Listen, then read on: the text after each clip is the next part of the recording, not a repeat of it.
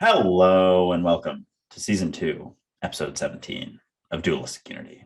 I will be playing the part of Andrew today. And I will also be playing the part of Andrew, but in the form of Ray. You can call that whatever you like. I know that sounds confusing. If you are a first listener to this podcast, I do encourage you to go back and listen to season 1. It will all make sense eventually.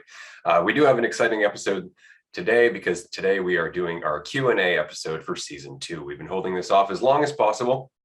There have been some great questions, and we're really grateful for everybody who has had a chance to submit those questions on Discord, on Patreon, on social media, and otherwise. Thank you so much. We're just going to start right away here and start going through the questions. I'm going to toss it over to Andrew because I know he's got some recent ones just from this weekend, and then we'll start going through the ones that we've been getting from our supporters over the last 2 months. Here we go. All right. I just opened up the Q&As. I got probably like 15 or 20 from Instagram from my post yesterday, but this one got a funny way to start off. Are people monogamous? So I think it's important to keep in mind that humans are mammals, like we are animals when it comes down to it, naturally. So we do have instincts. I do think, however, oh yeah, that's this is a lot to unpack with this question. I think naturally we tend towards being, at least maybe males, more polygamous, but it depends because I think we are like biologically created with just given like, actually just watched a video on this like a few days ago, not directly about this, but it was talking about how the differences in attraction, and because men produce like trillions of sperm cells, like there are instinctual desires to, like, as they say, like spread your seed, quote unquote, and then females have a very limited amount of eggs, so they are more focused on the nurturing side of things, especially because they are the ones who bear humans. Like we wouldn't have humans without females. So that, I think, probably naturally men tend towards the multiple partner instincts, and females tend towards not desiring that as much, just instinctually. But yeah, that's just my initial take. So Ray, want to hear your thoughts. That's really interesting. Well, it's funny because when you look at different animals in the world, they all act a little differently. Like some animals are monogamous, some animals are not. And a lot of the time, it really depends on their lifestyle. It depends on the way that they survive, how they depend on one another. I know like for primates or apes specifically, they tend to have one dominant male who protects the group. Same with lions, right? There's one dominant male who protects the group, and then the women basically do everything else that's important. The dude serves no other purpose other than just, you're here for muscle, right? And maybe some guidance, and that's about it. We're going to take care of everything that makes sense. And in that way, our indigenous roots used to be matriarchal in the same way. Yeah, the men would be out there hunting. Yeah, the men would have respected positions as elders, but the governance was ultimately up to women, right? Because they're great at organization, and that's not a stereotype in general. I know it sounds like a generalization, but that's generally how it was looked at, because of the different ways that we tend to think, or the different ways that we tend to interpret reality. Somebody was mentioning that men tend to think of linear problems, think about things, whereas women tend to think about nonlinear problems. They think about large spectrums of things like feelings and people. So given that we have that difference in experience internally and externally, it makes sense that we take different roles to some degree, but that's all biological. Like now we're just talking strictly biological. And so are we meant to be monogamous? We have the option to be monogamous. Are we meant to be polygamous? We have the option to be polygamous.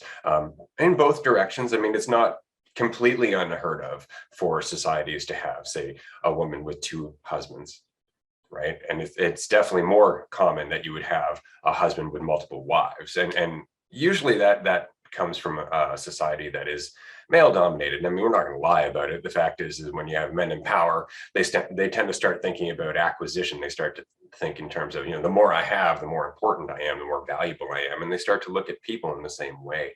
Because again, we look at things by and large, right? And so people become things to us as we become more and more powerful and more disconnected. And so we tend to go towards polygamy. We tend to go towards, the harem and sultan idea, right? As opposed to a monogamous relationship, whereas you have to be whole and complete in yourself. You have to be full in yourself to truly be in a monogamous relationship, because otherwise you're probably going to be in a toxic codependent relationship, which is monogamous, but not in a good way, right? It's not, you're not committed to that person out of love. You're committed to that person out of fear, need, and lack. And that kind of monogamy is definitely not something that we want as humans. We're almost better off, just not mating at any point if we're going to do that. And so there's a lot of things to consider there, but I think it really just comes down to the person and the culture. I'm not going to say that one is right and the other one's wrong. I think that it depends on the level of clarity, the level of empathy, the level of willingness in all of the partners, and the agreement that this is a relationship that these people want to be a part of. But often in terms of polygamy, especially, it's people who are taken advantage of who end up in these relationships. People who are very young, who end up getting conned in by religious sects, or they get conned in by other, cultish type of groups. And before they know it, they're 15 years old, married to some 35, 40-year-old creep, and they're the third or fourth wife. And that often does happen, and which is why we tend to be so skeptical about things like that, and for good reason. But I think in a conscious society where everybody is clear and enthusiastic about being clear, and has integrity, and is willing to define their own boundaries and state what they want to do in their own life, I think it really just comes down to you as a person, what relationship you feel comfortable with, and the partners that you have.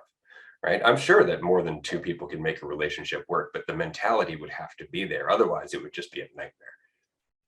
Yeah, I'm with you. Absolutely. I'm curious how I want to take this to marriage and how this plays a role in that, leading to that sort of toxicity of a codependent relationship, and then marriage sprinkled in, being like, you're with me forever, and there's no getting out unless we have this super just difficult situation going through a divorce and whatnot. So it seems like with marriage, and everyone, I don't know, it just seems like everyone's looking for the one and gets caught up in ideas of soulmates, and they go out and meet people and they're like, oh, is this the person I'm going to be with for the rest of my life? And it's difficult to navigate sometimes, because I don't know, at least for me, like, I don't go into situations like that. And I know, Ray, even in I would love for you to expand on your current, your relationship now, because that is, I think, relatively unique in our society. But when I go into situations like dates, I'm not thinking about the long term. And a lot of people will say, like, even I've seen videos where religious people will say you shouldn't start dating until you're ready for marriage.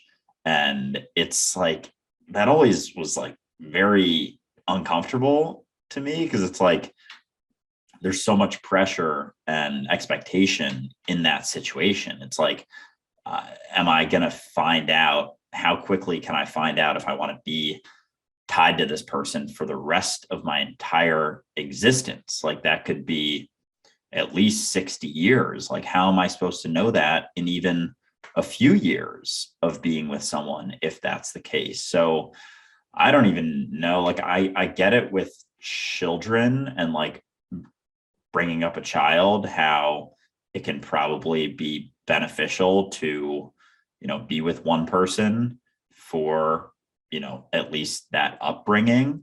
But at the same time, to think that you're kind of stuck, like, quote unquote, stuck with someone for that long.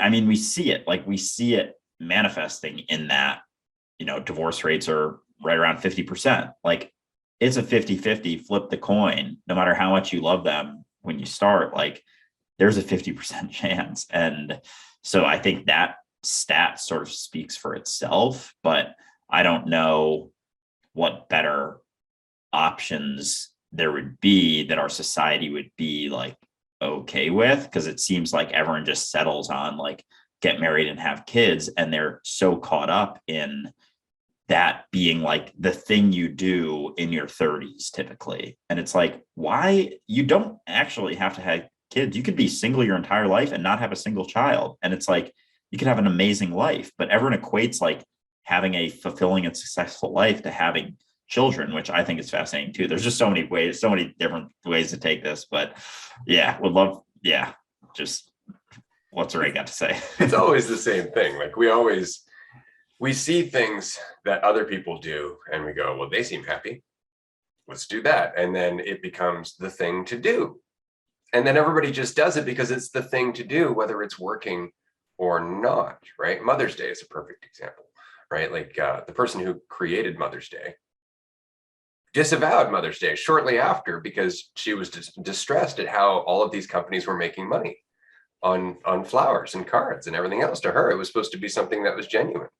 Right now, everybody just goes through the event of Mother's Day, even when they don't talk to their mother, even when the relationship's not real and it's not there. Well, it's Mother's Day. Got send a card, right? It's like, wow, you could be honest about your relationship. Maybe you don't have a relationship with your mother. Maybe you're just abiding by the norm. You're just going through the motions for the sake of fitting in, of doing what everybody else does because it's the thing to do, right? And so marriage kind of falls into that same category to a large degree, because if you think about it, it doesn't make any sense to promise that you're going to be with someone for the rest of their life. You don't know who they are for the rest of their life. You don't know who you're going to be for the rest of their life. You're not taking into account any change whatsoever, and you're actually denying that that person could change in a way where you no longer fit in their life. And so there's a certain degree of attachment and need and lack in that promise for the future. And so that goes right into the relationship from day one. And that's where a lot of these relationships start to fall apart. They are based on the idea that the promise is enough, right? And as you and I have talked about previously, today has to be enough. If I'm not happy today in myself and able to make the most of my time with my partner who's happy in herself or himself, whatever your relationship might be, that's not going to last. It's not going to last because it has to be for today. Because tomorrow, that person could die. That person could change. That person could decide they're going to do something different with their life. And that doesn't make you less valuable just because you're not going to be a part of that journey. Right? That's the point. And so marriage is one of those things that should be for today. It should be something that you commit to as you go, not that you commit to for the next 40 or 50 years. And I think that's the problem when we talk about monogamy, is that we're like, oh, one partner forever. It's like, I really hope that works out. That would be great. If you and your partner are that tight where you're both growing and changing and you're able to move and adapt to one another for an entire lifetime, imagine how amazing you're both going to be by the end of that journey. That's fantastic. But rather than working at it day by day to get there, people try and make that end point and say that'll get us there. And the entire journey suffers because of it. So do you mind if I ask about your relationship a little bit? Of course. So yeah. So like with that, because that is so unique. So you and your wife have a essentially day-to-day marriage, because if today isn't enough, it never will be. And that is what you live by. And so I know having a child now, like that must be there's just I feel like so many factors at play as well. Like there are and there aren't, because it's still the relationship at its core and things will work out as they need to be. But there's obviously not that feeling of entrapment in the way that so many basically every other marriage I've ever heard of exists. So I feel like that can become sort of a boiling up for people. But how do you balance between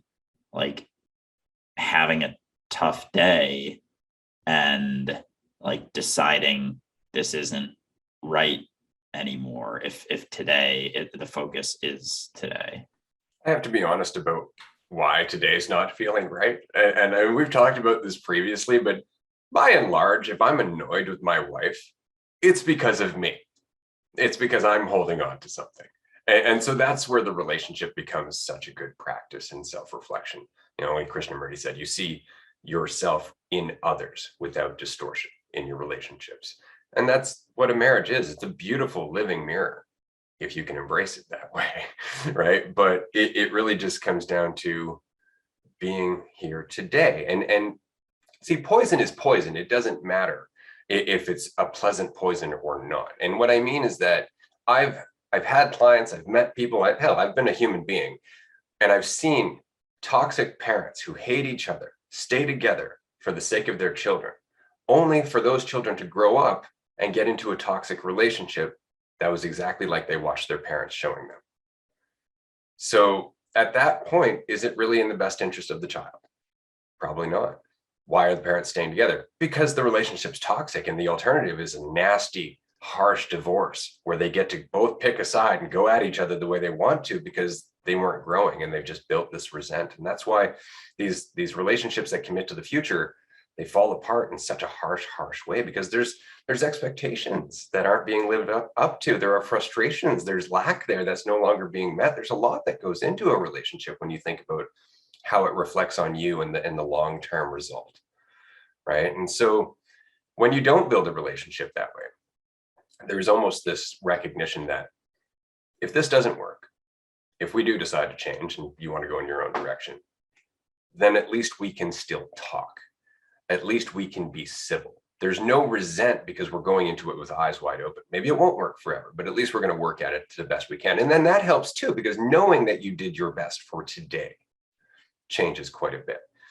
That all in mind, in a relationship like that, if you were to have a child and then it suddenly doesn't work out, it's more likely that those two people would be able to at least take care of the child. Split apart, have a mutually civil relationship, and still put the child first.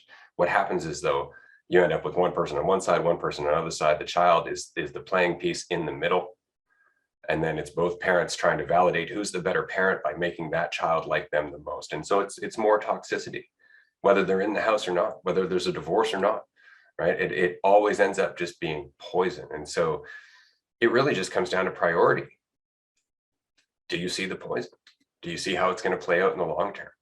Do you see how it starts with you and it ends with your response and your ability to find a different way to see what's happening, right? And that really is the crux of the relationship, whether it continues on or not, but trying to keep it going through this illusory structure, right? Through the promise to the future, through the idea of the perfect family, if parents stay together no matter what. It's like, right, if they hate each other, that's not doing anybody any good, right? You're better to show your kids, this is what adults do when they recognize they're toxic for one another. And let that kid learn that lesson so they don't end up in the same problem, right? But often we're too busy trying to be perfect parents to recognize that we're actually hurting our kids by not teaching them the lessons that we're going through.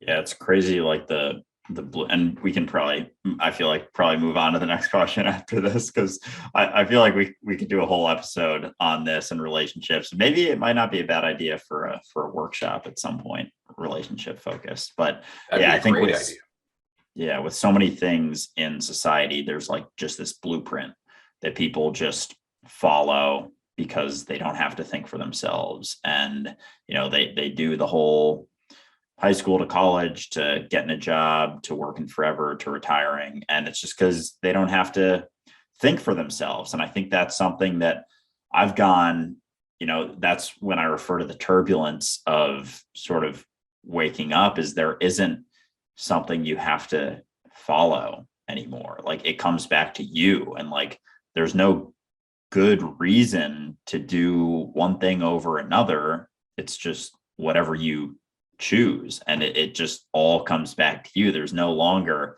this path, which can be pretty jarring. And like I still, even like this past week, have just been it's weird not being able to sort of cling to a regimented path, I guess, in a way. But at the same time, I think if that was the norm, to not necessarily follow blueprints, and really like in school, they pushed us to sort of like figure out what find our, what is it called, like ikigai or something, like what lights us up. If we could figure that out, like the world would probably be a significantly different place than it is. But That's actually a really good point, because if you think about it, it's not too different from what we're told about like who's your ideal partner, right? And that's something that really kicks us in the ass, is this idea that that's what's best for us, that somehow our preferences are the ideal partner, right? And that does get into our way, but it's the exact same thing. It's like we're shopping for something, but we're shopping based on very superficial things, and none of it comes from the perspective of how's this person going to challenge me, how's this person going to make me grow, how's this person going to push me in a direction other than stagnation, right? How is this relationship not just beneficial because I'm no longer alone, right, but beneficial because I'm progressing, that I'm actually changing, that I'm actually experiencing more of myself unfolding. Like, how is this relationship opening me up? Which is what a relationship should do, right? That's what a positive relationship is when both people are open, right? And an ongoing relationship should be a process of continuously opening up in ways that you didn't even know that you were closed. yeah, it sounds pretty similar to manifesting in that way, like thinking that what you want is what's best for you all the time. The reality is that you don't know, but having that sort of closed-minded approach to everything, there are, there's consequences to it, like with everything. Absolutely. Now, this leads me to a question that I do have. Do you think there is a such thing as the one? Do you think that there is a such thing as your one ideal partner, your twin flame, your soulmate? No. A short answer, no. Yeah, I think that is a narrative that is just filled with toxicity, and the idea that people search for it and because they think it's out there, that when they find someone, it's basically they just find someone they like and they're like, I have met my soulmate, I have met my twin flame, I like, this is it, this is the one. And I know people who have found that person, like, broken up. So it's just another narrative and ideology, I think, belief system, sort of, essentially, that's comes from spirituality for the most part, I think. But yeah, it's just another thing that can lead to a lot of hurt and toxicity.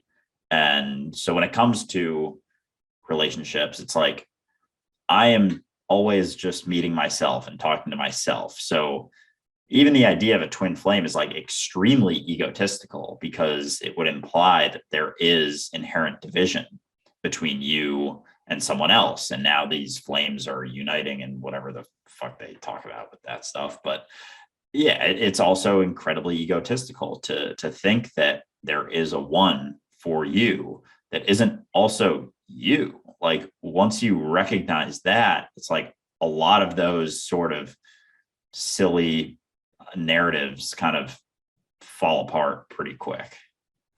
Yeah, I think so. And I think because if it is all just you, then technically anyone has the potential to be your soulmate. It really just comes down to who you are and whether or not you align with who they are, how well you two fit together, right? I know a movie that you and I have talked about in the past, and I do recommend to anybody listening, is The Adjustment Bureau. And what I really enjoyed about The Adjustment Bureau was the idea that the main character, in fact, would be so dramatically affected by a certain other character just through their meeting, just through them being so different.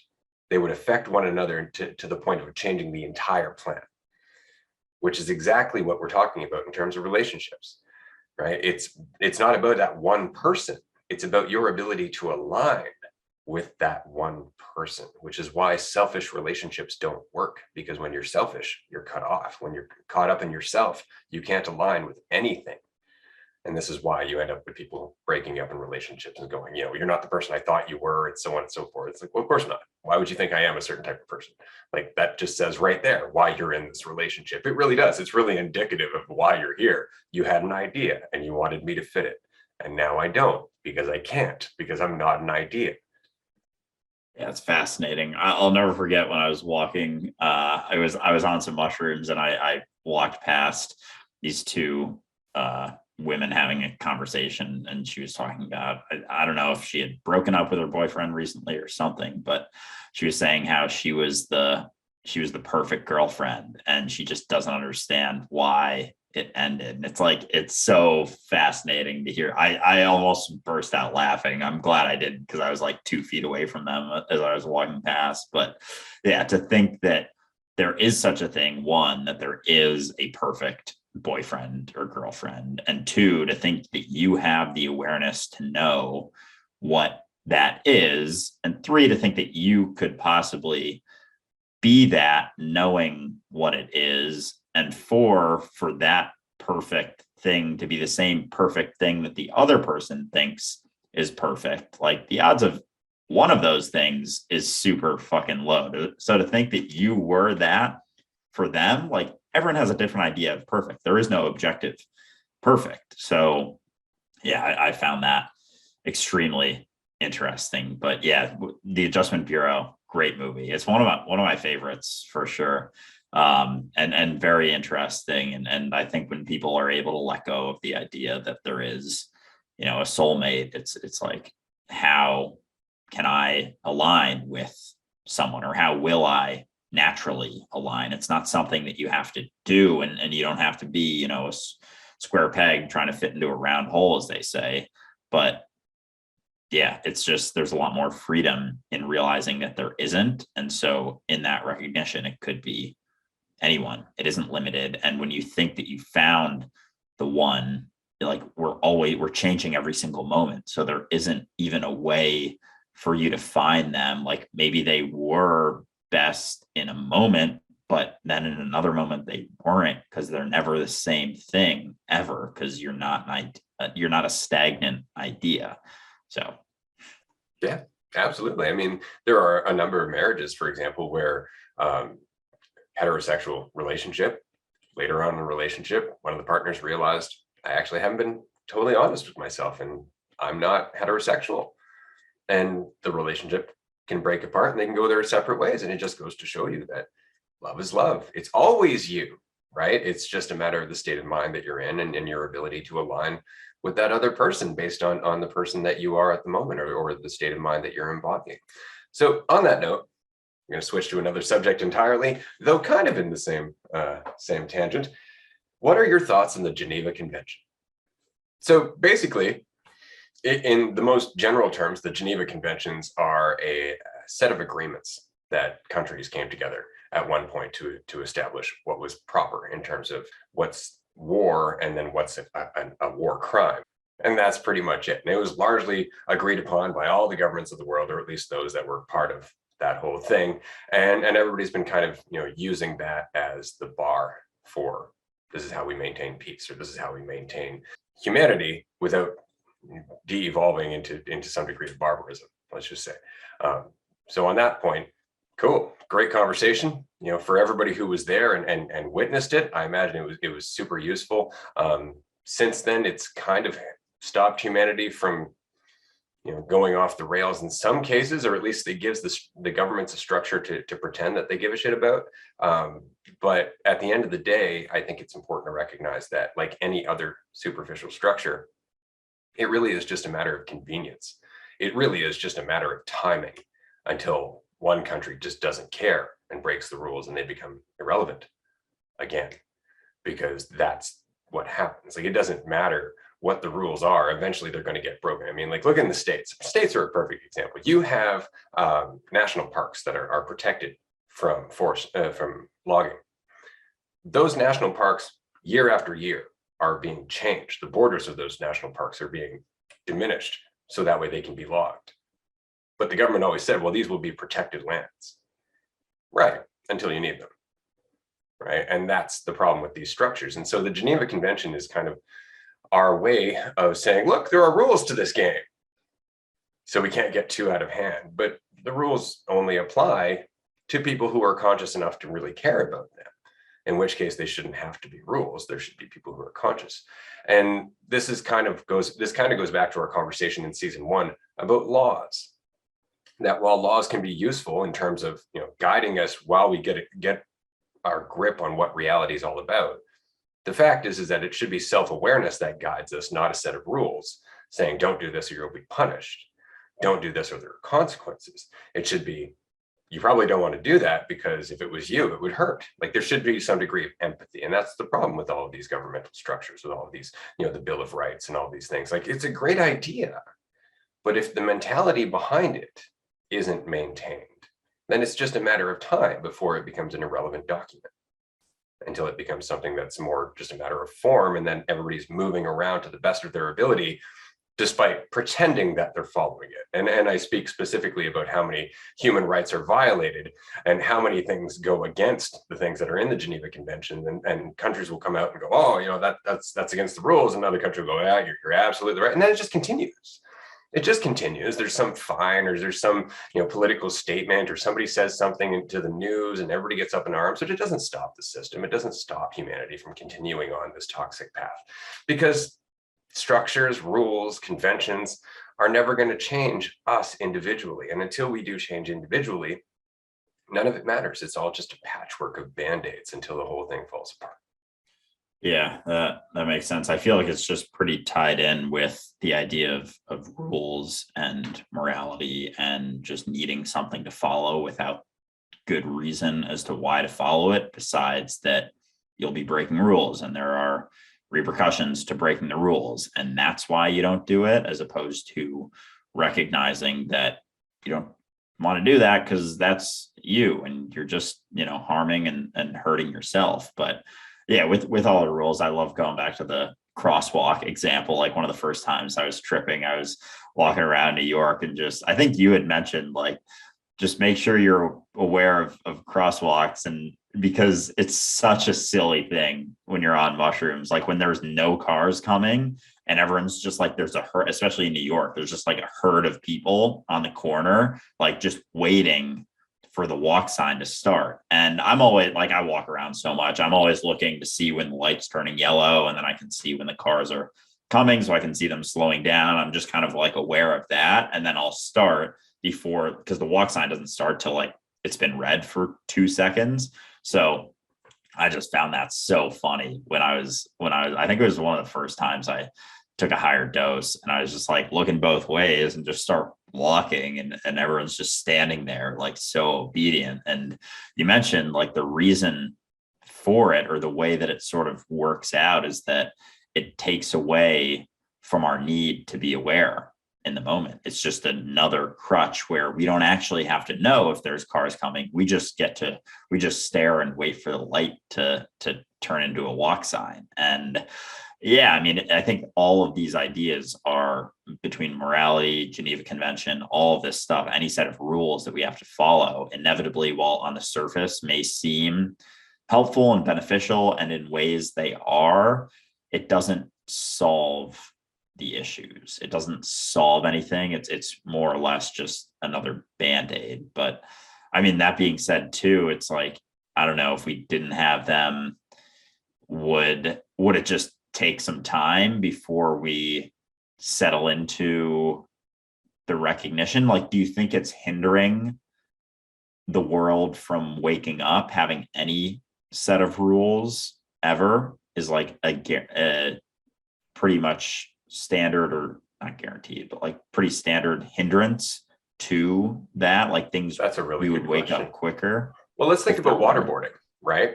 So waterboarding, or enhanced interrogation, for years is against the Geneva Conventions. It's torture, right? And so instead of stopping, they renamed it as enhanced interrogation techniques. So it's no longer torture, which means it's not against the Geneva Conventions. And that's exactly my point. If there was no Geneva Convention, we wouldn't be arguing over the word torture.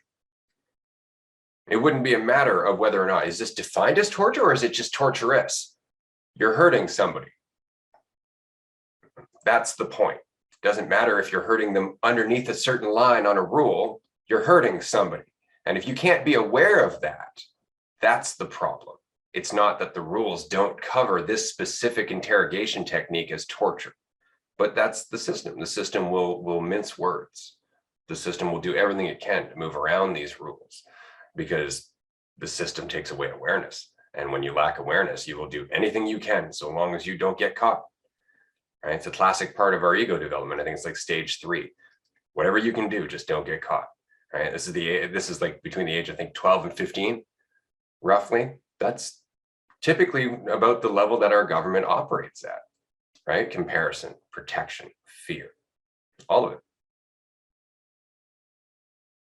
Yeah, it's funny that happens age 12 to 15, because I feel like that's when I notice kids start cheating in school, is like right around that time is middle school. And that's when I first remember kids like trying to cheat on stuff. And it was such a weird thing at first. And I'm like, you can't do that. And then eventually it's like just the borders get sort of shifted. And it's like, you know, you have it then in college, it's like you have a take home test and they're like, don't use your book or the internet. And it's like, they know, like guaranteed people are going to, because there's not really any good reason not to, because there's no way to find out. So it's interesting. Yeah. And just like when the rules don't change, but the verbiage starts to change so that it doesn't fit into the rule anymore, that's when things start getting more alarming,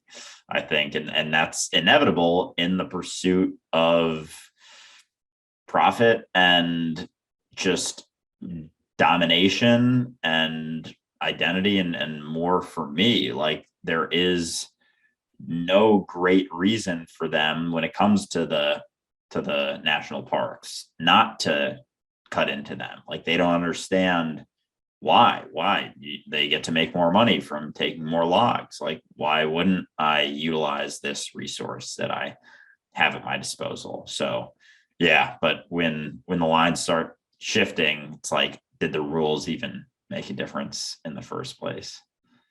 Yeah. And often they don't, right? And that's the thing. And the rules got put into place. And the other name for them is the humanitarian law of armed conflicts for the Geneva Conventions. Just to give you a summary of what it's for, it's basically the rules of war.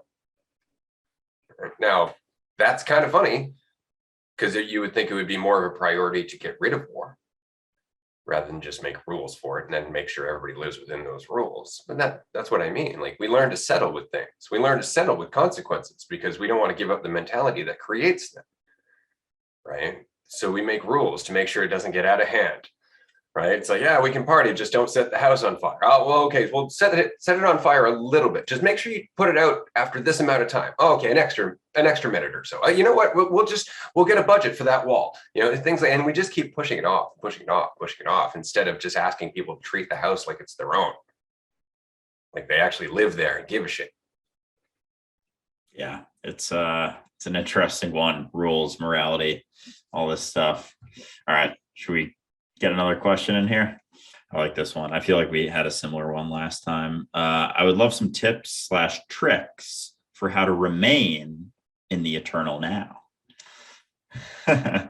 So I can start this one. I mean, simply put, you've never left. There's nowhere to go. There's nothing else you have ever possibly experienced. The now is not a concept or a place that you get to. It's the very root of existence. It is what you are. It's not an idea or a concept or something you can be in and out of. I think that is a very fundamental understanding that you have to have before we discuss, more surface level ways to, stay grounded and like a little bit out of your mind, is that you are the present moment. There is nothing else you could ever possibly experience. So let's start with that. But yeah, it's not a concept. It's not something to get to. You're not trying to achieve anything so much as tune into what's already happening, right? And that's actually a clue. If you want some tips and some tricks on how to be more present, it's super important to recognize that the present doesn't involve your thinking, right? When you're thinking about concepts, and concepts are always things that you've learned from the past. So you're thinking about the past, typically.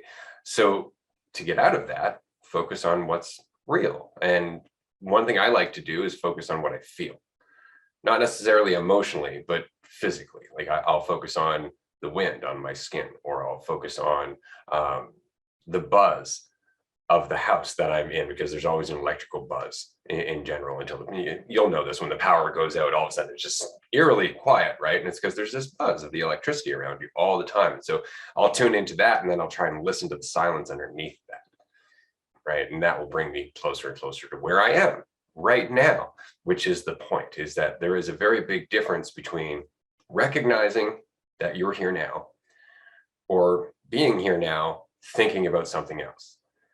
You're always here now. It's your experience that changes. That's the only thing that changes. You are always the present. Whether or not you're focused on that experience of being the present is really the problem, right? That's the only thing that you really have to work on. And again, that comes down to just recognizing, right, there's nowhere to go. There's nothing I have to become. And by telling yourself these things, what you're doing is you're undercutting the majority of what your thought depends on, which is your identity. The fact that there is something that you need to become. And that all of that is where your thought comes from. Your thought's just chewing away at that problem. How do I become complete? How do I become, how do I fit in? How do I make the most of this life? Your brain is just chewing away at that, not understanding that you're already whole and complete. So if you can keep that in mind, then your thoughts will start to subside. If you can learn to feel the moment you're in, then you will start to develop the ability to feel the moment. Because it's not something to be conceptually understood. It is something that you just sink into, but it takes practice. It does take practice to be able to feel what's already happening. And I know exactly how ridiculous that sounds. Yeah, certainly a practice. I like utilizing my senses as well. I know you mentioned what you can feel, and yeah, definitely the sounds is what I like to settle into for sure. And just like what I can see. But yeah, it's interesting when people get caught up in trying to be in the present. They have this idea of themselves, which is typically, rooted in the past, that they are trying to get into the present. And it's like, you can't actually get there, and striving, anytime you strive to, you'll miss it. Like it's impossible to do both, to strive to be present and be present at the same time. It's more so something that you recognize and sort of relax into, or relax into the recognition that you're always there and there isn't anywhere to get. And people have a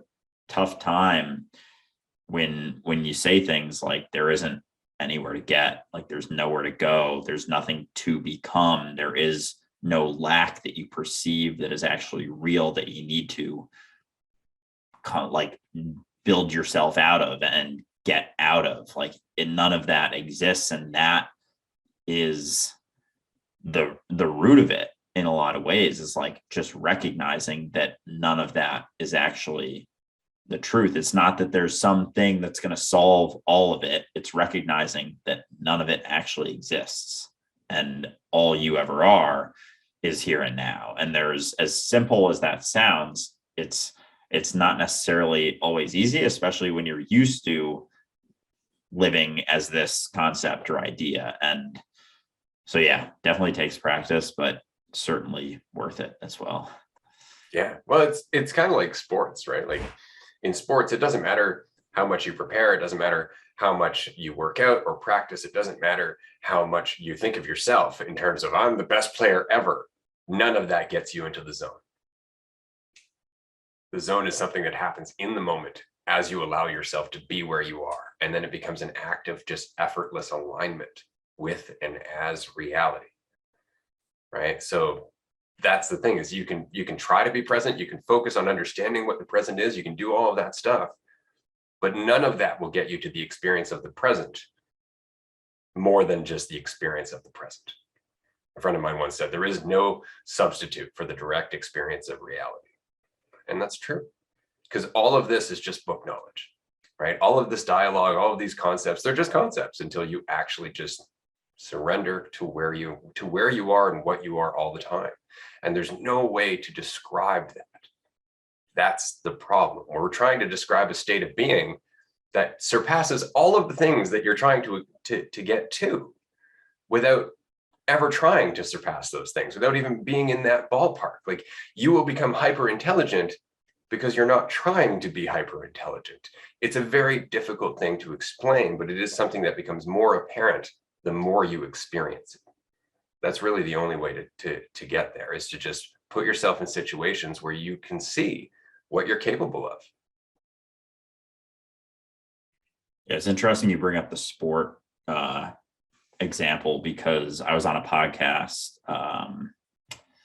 Friday, and it was a golf specific podcast, but they're very into like mindfulness, mental health related stuff, and kind of bridging that gap of like the mental game of golf, because it is very mental. And one of the guys was saying how one of his biggest struggles is driving the ball, like the part where you hit it off the tee for a shot of each hole. And it's like his driver, he just has this like kind of mental block with it, and rarely hits it very well. And he was talking to a coach, and we were talking about how in the present moment there's like an infinite potential for you to be anything, more or less, when you stop settling on what you think you are, let go of what you think you are as a bad driver. And he brought up a point that I kind of just let go. I didn't want to get too deep into it, but he was saying how his coach gave him this idea that he was like, why doesn't he just say, keep telling himself over and over that he's the best driver ever? And I saw where he was coming from. And so I didn't like want to dig into that too much, but I kind of settled on, typically the reason that you're not a good driver when you're a very good golfer is because you have this idea that you're not a good driver. So being able to let go of the idea that you're not a good driver and kind of relax into the uncertainty of being anything at all will allow that obvious potential that you are as a very good golfer to express itself, and will inevitably lead you to being a good driver, because that's what you are without all the mental jargon going on. And so I was like a little bit hesitant about his thinking with his coach's advice to just keep telling himself how he's a really good driver, because I think that's sort of along the lines of like affirmations, manifesting, which we talk about the consequences of those a lot. But I tried to get across, like, I wasn't like, oh, don't do that, but I just said, well, typically the reason is because you have this idea that you aren't a good driver. It's not usually the positive thinking that needs to help, because I'm thinking of this now. I didn't say this on the podcast, but when he hits his irons or his putts, he doesn't keep telling himself, I'm the best putter ever, I'm the best putter ever, I'm the best putter ever. He just putts, he just hits his irons or whatever. So yeah, it was interesting though to hear that perspective, because I was a little bit just hesitant with that advice that he was given. With good reason, right? Because when you're trying to be the best anything, now there's a lot more at stake, right? It's way harder to relax, because now anything that's not the best, immediately you're like, gotta convince myself more. I'm best, I'm best, I'm best, right? And you just keep doing it, right? And that takes more and more energy. Suddenly you're more and more afraid of failure. You're more and more afraid of not living up to that expectation or that thing that you need to see yourself as. And it gets you farther and farther and farther away from the state of mind where you're actually going to be able to just hammer the shit out of that ball, right? And it's because you're relaxed and your body's fluid, right? You can feel the alignment and the flow, and it all just happens on its own. And that's very much the thing. This is why Bruce Lee was always saying, like, be like water, right? Which seems very difficult when you first start contemplating it, because you're like, well, right, but water doesn't say which way it's flowing. It's like, right, it flows with what's happening to it. That's the point, which leads me to another question that we had. Actually, this is a fairly common question, because we talk about getting out of our way, right? And okay, I'm just going to read the question. When questioning me as in my identity, is it more to recognize myself as the awareness that we all are, and then just be that presence for then on out? Or is it that I don't have to be my past and I'm able to just do what I want, or both? So in other words, if I'm not identifying, why would I choose anything? Right? If I'm not trying to maintain this idea of myself, does that mean I'm not making choices anymore? Is there no more free will in that? How does one not try to get anywhere and still move around in life? Oof, that's a good one. I feel like I'm actively processing that every single day these days. But yeah, I think the initial question, it seemed like there was still a lot of ideas of something they were trying to be, like recognizing they're the awareness of everything, recognizing that they are everyone. Like, so which one do I be? And it's like still asking, what do I identify as now? If I'm not identifying as my story or this idea anymore, like I gotta identify as something. And the recognition is that you don't have to try to be anything at all. You can recognize it and sort of relax into that recognition. And it's not another identity that you have to cling to or cling to the idea that you're everyone and everything. Because again, any idea, any concept that you cling to is just another idea. Like it's not what you actually are. Any thought that you have about what you are is never actually what you are. So, but it's also not, the resistance to having an idea of what you are, like resisting that is all, like it's kind of paradoxical. But I think what you are is just what you are when you're not trying to be anything at all. And not getting too caught up in worrying about what that is or what that actually ends up looking like in reality, I think also. So it's not that you have to be or to do anything or to go anywhere, but you have the option now in the infinite field of potential that is here and now to be anything or to do anything that you want. And you can go down a path that you want to because you can, but not no longer because you have to in order to feel whole and complete. And I think that is a tougher thing when you first sort of wake up. Is like, I don't have to do anything anymore. There's nothing that I should necessarily or shouldn't necessarily do. It's like, what the fuck do I do? Like, I know I'm whole and complete, and doing that thing isn't going to make me more whole and complete. And not doing that thing isn't going to make me less whole and complete. So it's like it's a different sort of path, like a different sort of train track almost. It's like a totally different thing. And it takes learning. It's like, when you were a child, when you were a newborn baby, like you didn't figure everything out that you knew immediately. Like you didn't know how to walk till you were at least, I don't know, a year and I don't know when babies learn to walk, like 1 or 2 years old or so, somewhere around then.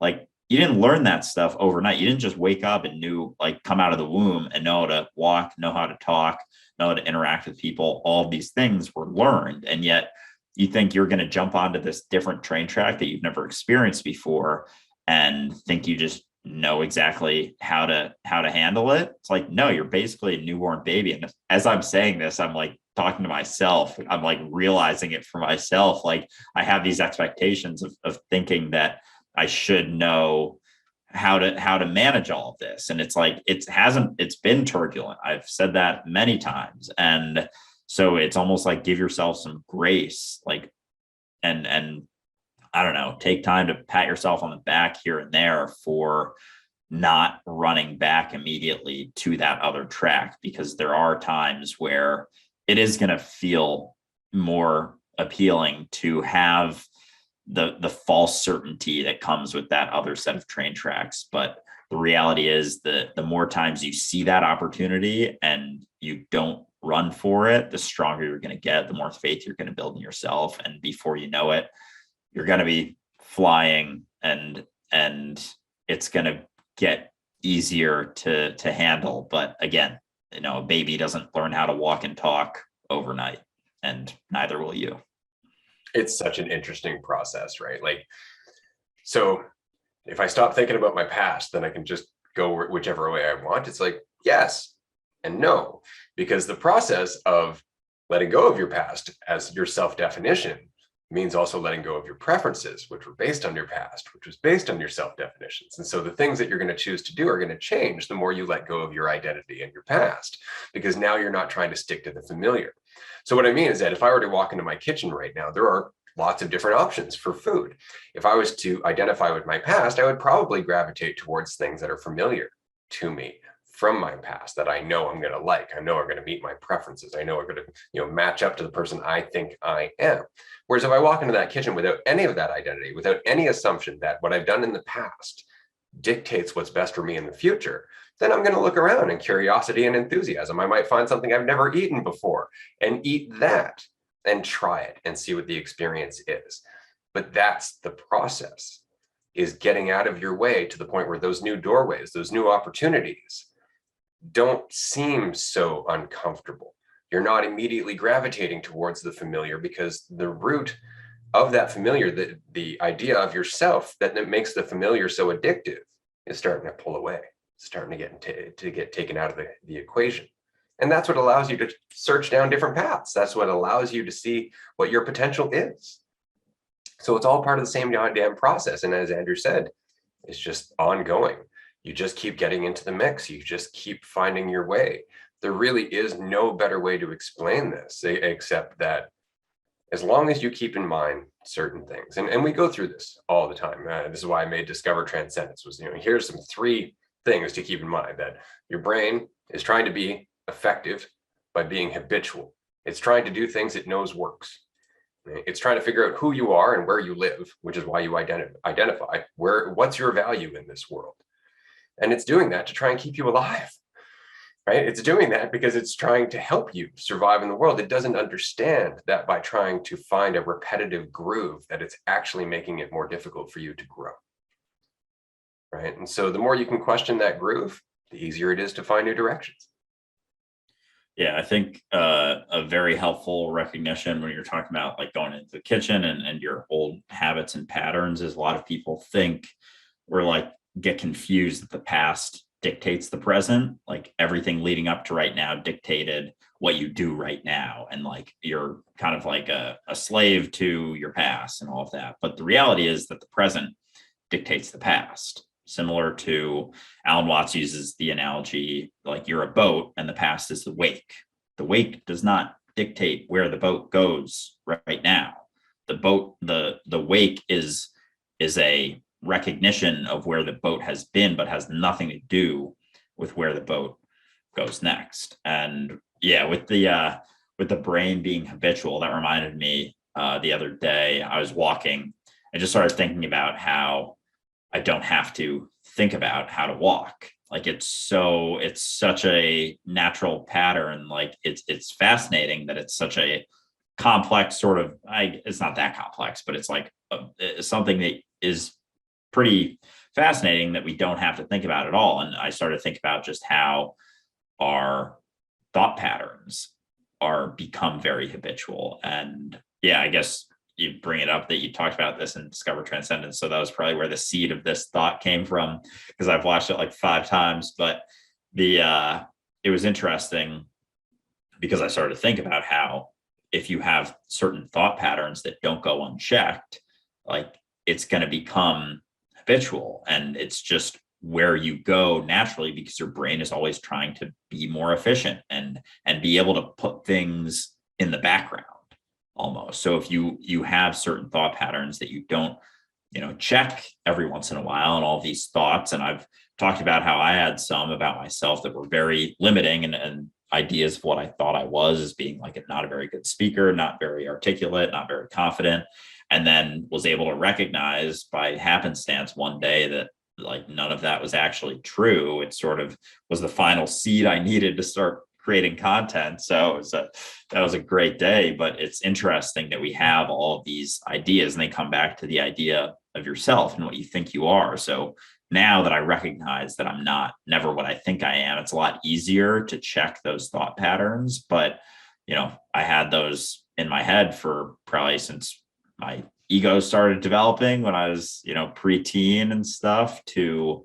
I was 24 years old, and they go unchecked, and they kind of mold your experience until you check them and question them, and then are able to put yourself in situations where you can prove them wrong. And then it starts building in the other direction as like, oh, I'm not this idea that I always thought I was. I have the opportunity to be anything, and I'm no longer limited to these habitual thought patterns. Yeah, exactly. Which it goes back to the question of how do you guys let go of a story, and then in that state of uncertainty, just take a next move. And there is no how.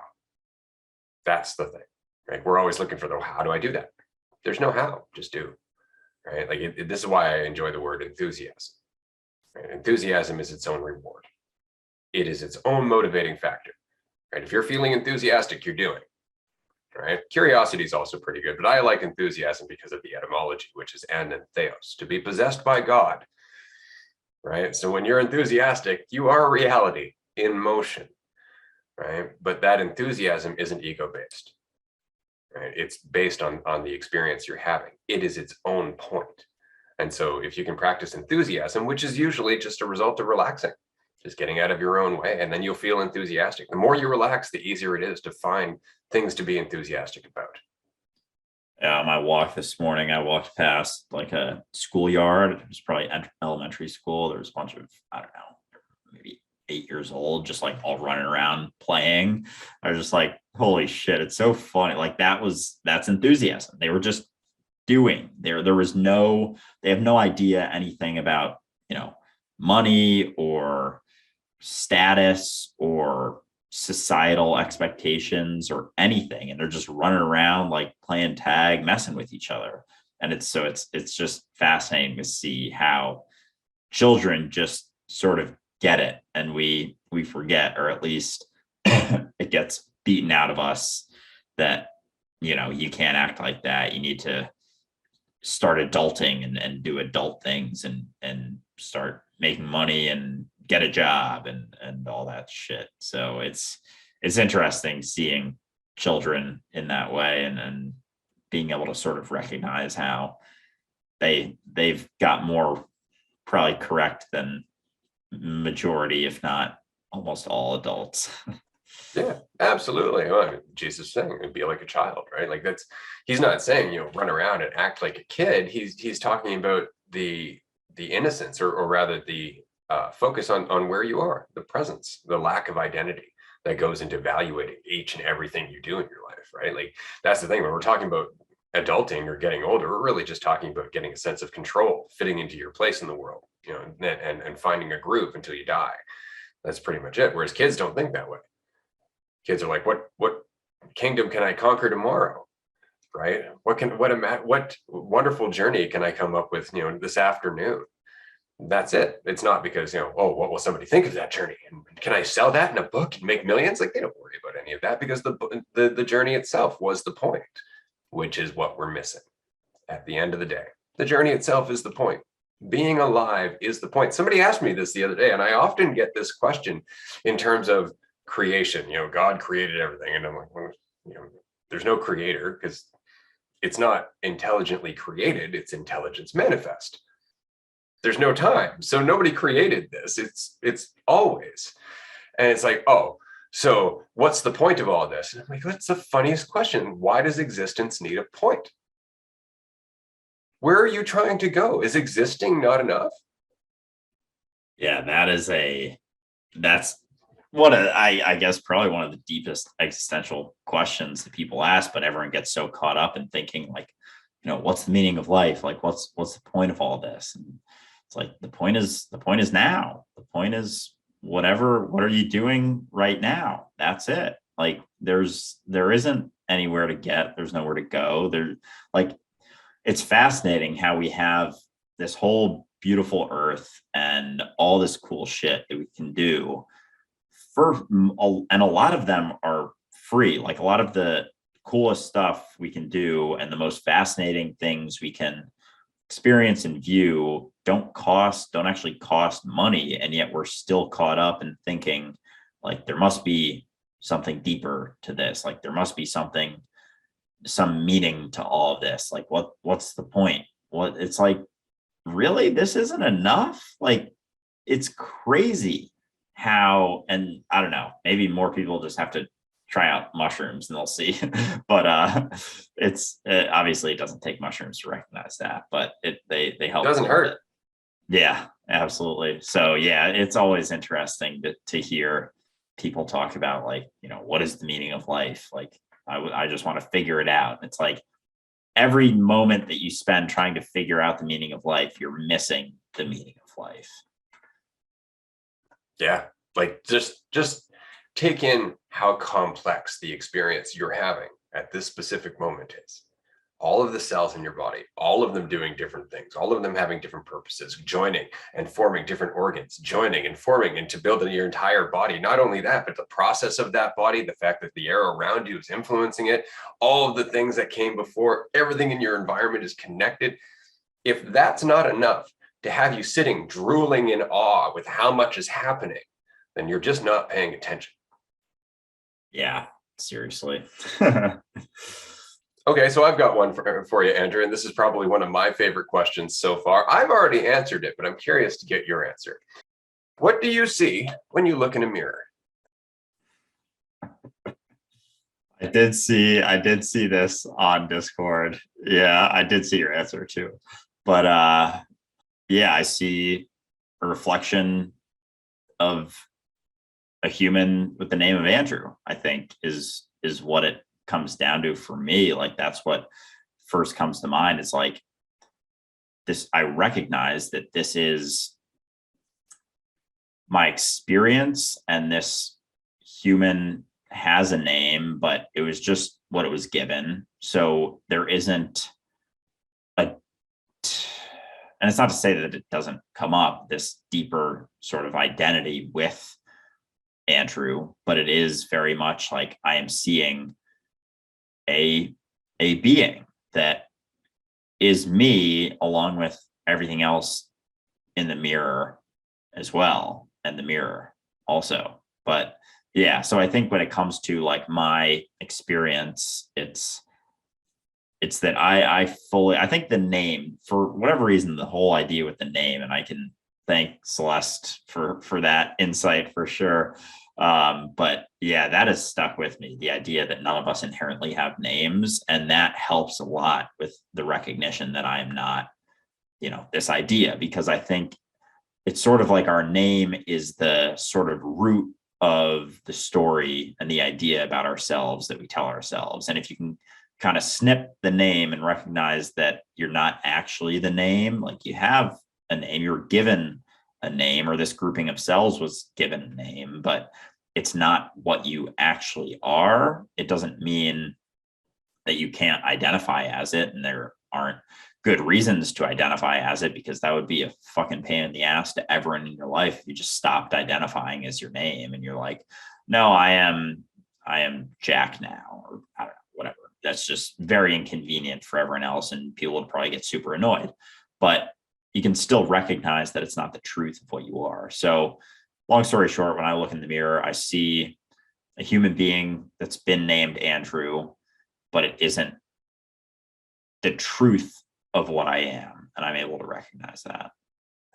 Nicely said. That's nicely said. And of course, this has some implication in terms of trans identity, right? Like, if my value doesn't change according to how I label myself or how I identify, then I'm inevitably going to end up running across the same problem eventually, right? And that is a problem, right? This is something that I don't envy somebody going through that experience, because while your identity isn't important, and yeah, you can choose anyone you want, by all means, choose whatever one you want. If you want to call yourself this or that, if you want to look at yourself this way or that, do that.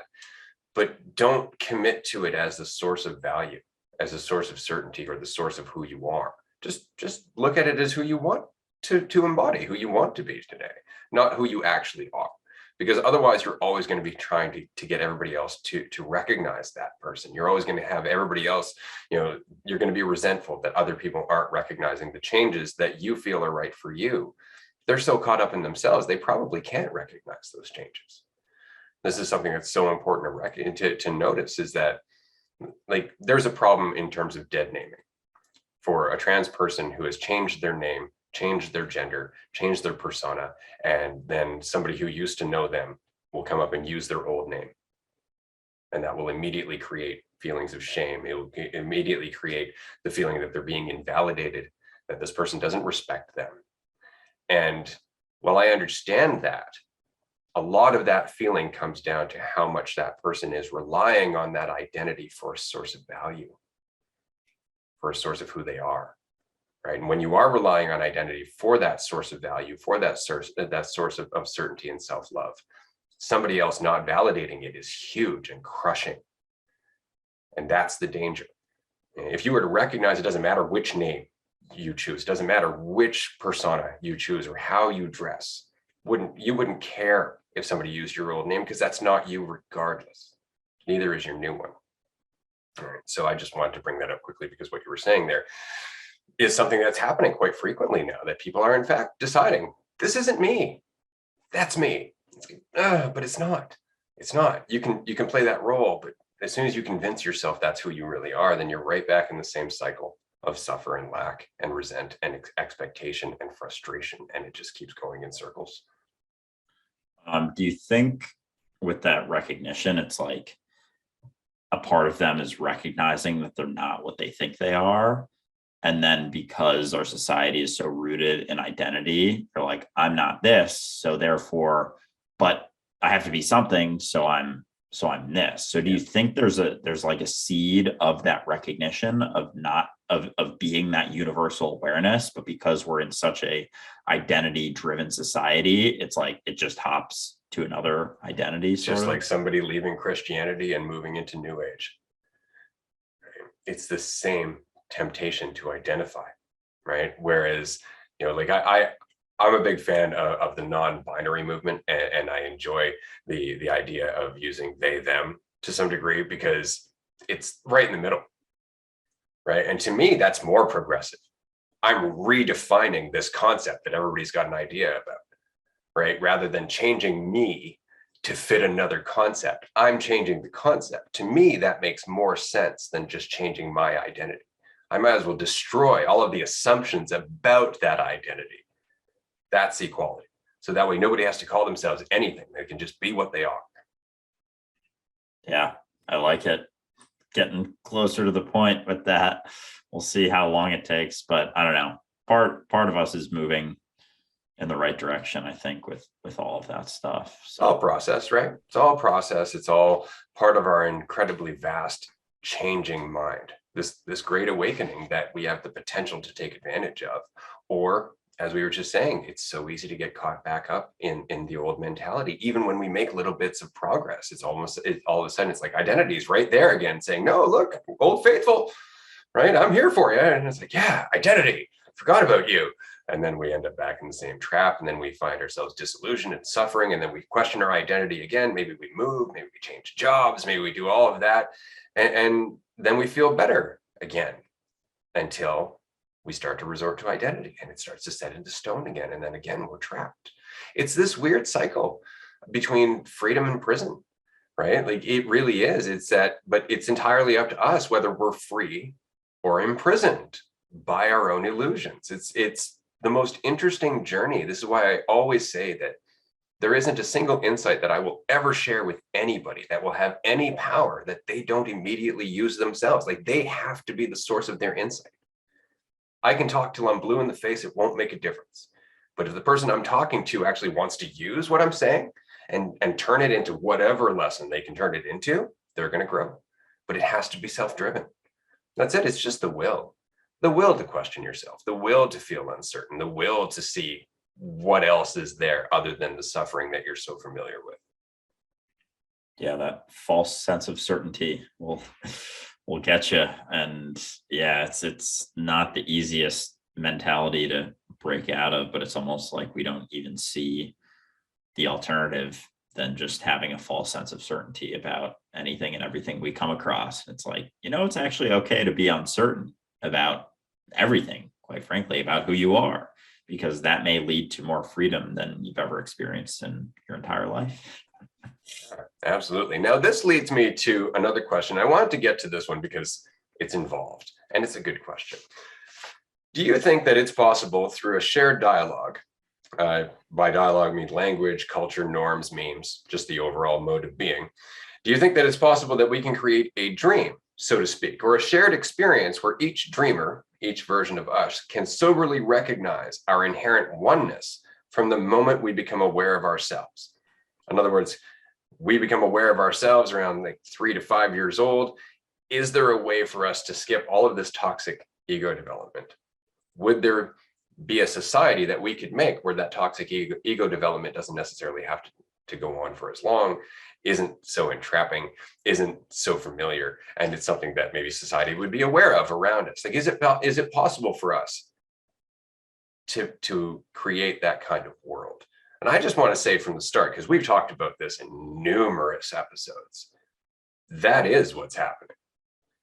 Like this is the progress, the process that we're going through right now. This is this conversation, because as each of us finds our own freedom, we affect everybody differently.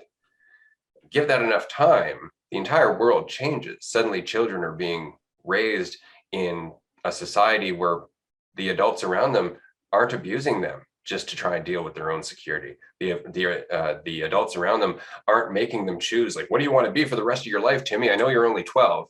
Like, we're not doing all of that stuff. We're actually allowing people to grow organically because the people around them are growing organically. We could return to a way of life that we actually have some alignment with reality. Yeah, I absolutely do believe that. And this person refers to it as returning to the garden, which I think is perfectly apt.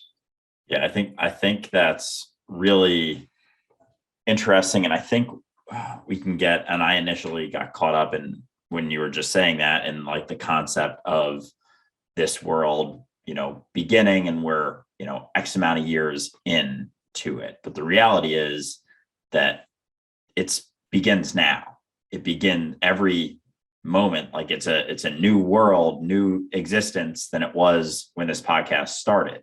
So it's not about like restarting and like starting from zero or starting from, back to single-celled organisms. Like it's always restarting. It's every single moment is a new start. So it's that process of recognizing that it's happening now. It's always happening now. And all it is, even asking a question like that, is informing the process. And us talking about this is informing the process. So it's when you recognize eternity, there is no starting and ending and restarting and do-overs. And it's like every moment is the opportunity for a quote unquote do-over.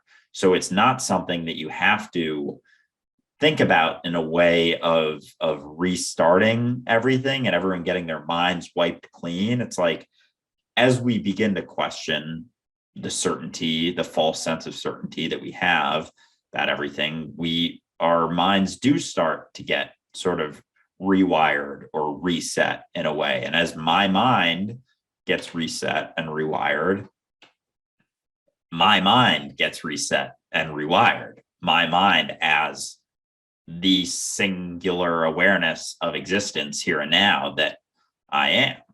So yeah, I think absolutely. And it's happening every single moment. It's happening now.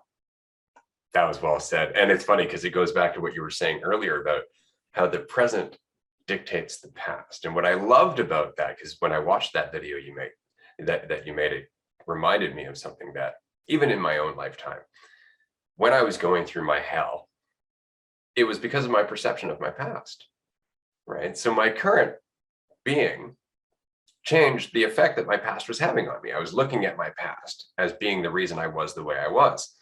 Now I'm in a different state of mind. I don't identify with my past. I don't identify with those limitations. I'm not feeling as insecure because of that identity and all that stuff. And now I can look at my past and it's nothing but growth. Whereas before it was nothing but resent. And it's because my current state makes my past more useful. And so if we can find that mentality now, then we can make all of humanity's past useful. We can learn from it. We can change the now in a meaningful way, right? But so long as we're looking at the past through the lens of ego, through the lens of preference and judgment and all of that other fun stuff, then the past is nothing more than a trail of blood and misery, right? Whereas if you change your relationship with the present, then humanity's past becomes signs of progress, however slow that might be.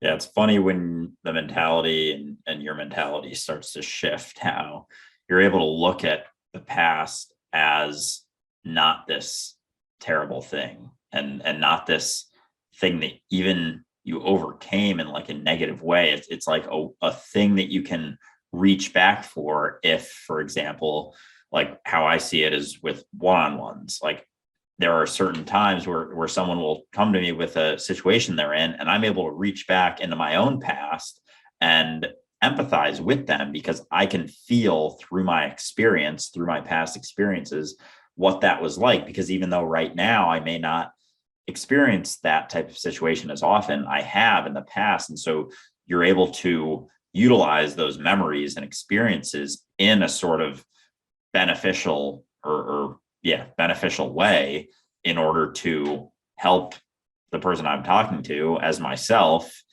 learn from my own past, which is also their own past, if they know it or not. But yeah, so I think being able to see your past as, rather than something that you avoid, and you like, when memories start coming up, you start like suppressing them, because you're able to see that it's not actually you. Like there's not the identity tied to those memories anymore. It's like sort of a toolbox that you can reach into and allow yourself to empathize with someone maybe going through a similar situation, or even yourself in a similar situation, and how you learned from it, as opposed to something you try to avoid at all costs. Yeah. And again, our commitment to identity, our commitment to our idea of ourself, makes it more difficult for us to use the past in those situations. And I'll use an example actually just from last week's Patreon group chat. One of our supporters was asking a question regarding her relationship with her child, and my past in terms of abandonment and not having a family and support and all of that. If I was still identifying with my past, I would have looked at her situation through my lens, through my pain, through the things that I went through. And the answer that I would have given her would have reflected my pain. It would have been my answer. And it was my ability to separate all of that, to look at that pain as something that helped me grow, to remove the identity that made me resent those things that I went through, that allowed me to put that aside and see where she was coming from, and to actually use my pain to communicate an insight that would help from her perspective. So rather than giving her my answer, I allowed myself to present her answer. But it couldn't have happened if I was still identifying with my past, if I was still having opinions on everything that I'd been through and what I thought it made me into. And so it's so very important to recognize that, the way you view your past is often still based on the way that you're limiting yourself. Yeah, I can imagine. That's obviously hugely beneficial, and it just comes back to that idea of how you identify and or lack thereof. Yeah. All right. Next question. This one's yours. This is going very well. Yeah, I love these episodes. Me too. This one's kind of interesting. How can I stop getting offended so easily? That's a great question. So a big part of it to me is recognizing that the things I'm most offended by are the things I probably know have some degree of truth. So when somebody says to me, "You're really inconsiderate," and I get offended by that, it's typically because I don't want to look at the fact that I have the ability to be inconsiderate. And then when I recognize and I admit, you're right, I do have the ability to be inconsiderate, suddenly I can recognize where I've been inconsiderate. But until I recognize, or I have the ability to at least deal with the fact that I have the ability to be inconsiderate, I'm not even willing to look at it. And it's because it'll tear me down. It'll tear down my ego. It'll make me feel like less of a person, right? And so a big part of not getting offended is recognizing that you have every ability in the world to be an absolute ass. And that doesn't make you less of a person. It does give you options. Something I say to my daughter often is that the best way to avoid doing certain things is to recognize that you have the ability to do them, right? Like the best way to not lie to people is to recognize that you have the ability to lie to people, because then you'll at least treat it with a little bit more care and caution, right? Whereas if you tell yourself, well, I couldn't possibly do that, you'll do it all the time, and you convince yourself that you're not. Oof. Yeah, that is, yeah, it's fascinating when it's something that we are identified with and there is some truth. It's so funny how often people will get triggered when there's, at least a little bit of truth in a statement, because if you think about, if someone were to call someone else, mean or an asshole, it's like you don't have a reaction to that because it has nothing to do with you. And if you recognize that you're not an asshole and then someone calls you an asshole, you probably won't have a very visceral reaction. But if there is an ounce of that, because everyone's been an asshole at some point, so if someone calls you an asshole, you'll probably have some little bit of reaction because there's something there. But being able to, as we've sort of talked here, have that clarity around the recognition that, you have been an asshole before and you have the ability to be an asshole. So if someone is saying something to you, it's like you don't have to viscerally react, but if you recognize that it's something within the infinite potential that you could possibly be, then you can try and figure out maybe where they're coming from. And maybe it's not something you even recognize in the moment, but you're able to sort of learn from it. So yeah, it is interesting though, how when someone gets offended by something, it's probably because they know there's some truth to it. And they need it not to be, right? That's the thing, right? Like I need to not see myself that way. So I'm defending myself. We say it's offensive. And then that's kind of a clue, right? Like I'm attacking you to avoid looking at it. That's what it is. I'm on the offense, right? And again, that makes sense to some degree. When you're easily shaken, the more you start to question your identity, the less shaken you are.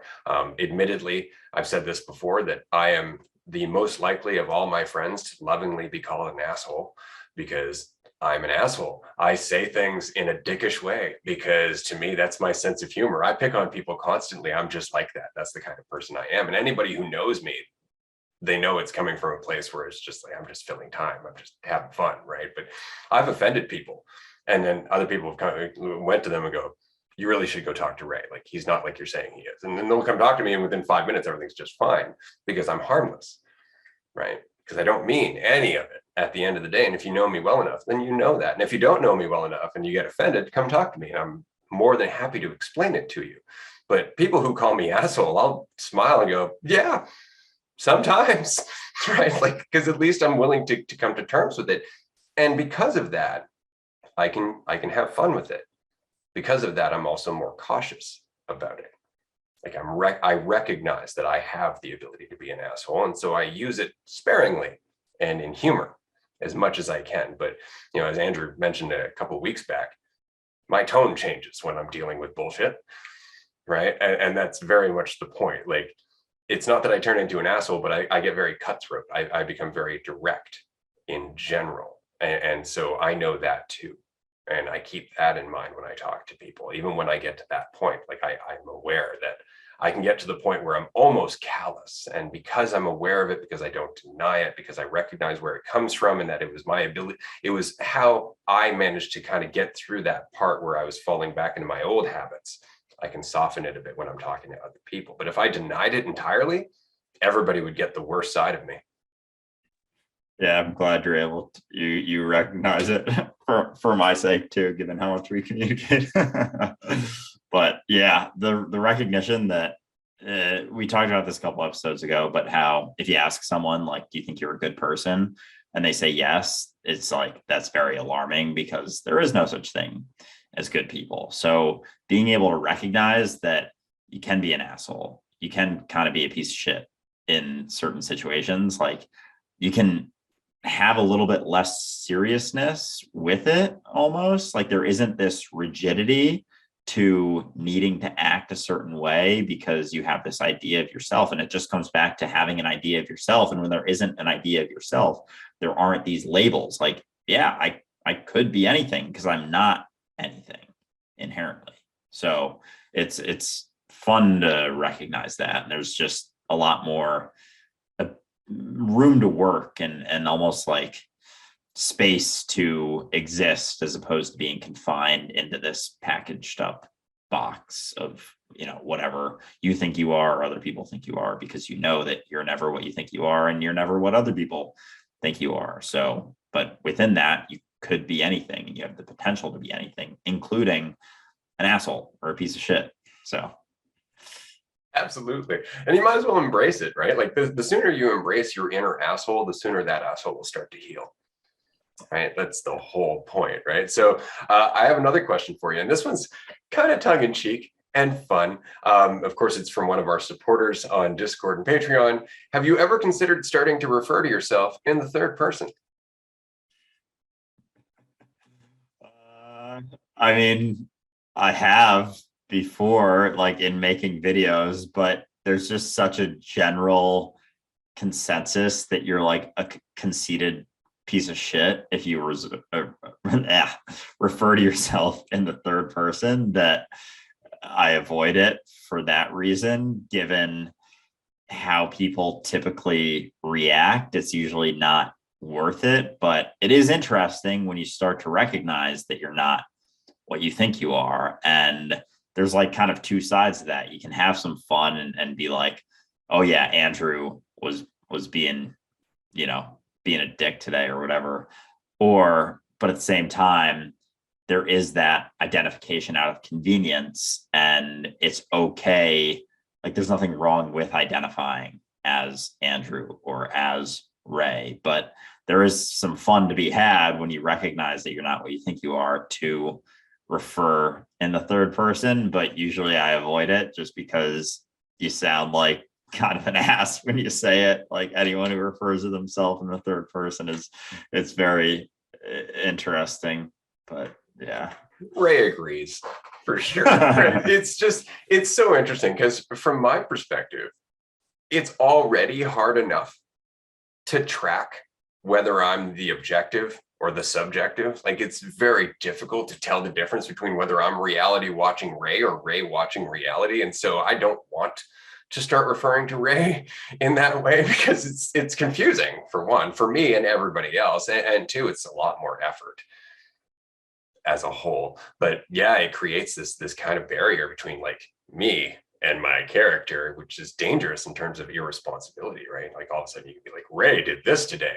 I know that's not me. And this is actually something I wanted to bring up because we had Suzanne on earlier in the season, and she was talking about non-duality. And I've spent some more time looking into this non-duality movement that's happening because I never learned about any of this as non-duality. Like when I was going through all this stuff, duality was just something came into my head because I knew the word, and the yin yang just resonated like super hard. And so it's like duality, cool.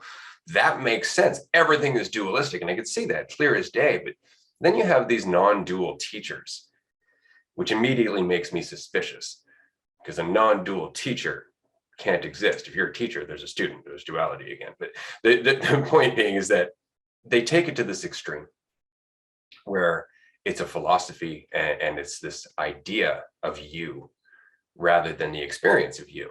And I find that there's so little in the way of empathy there, in little in the way of responsibility there. And this is something that we had talked to Suzanne about in terms of, well, how does this play out when you're talking to other people?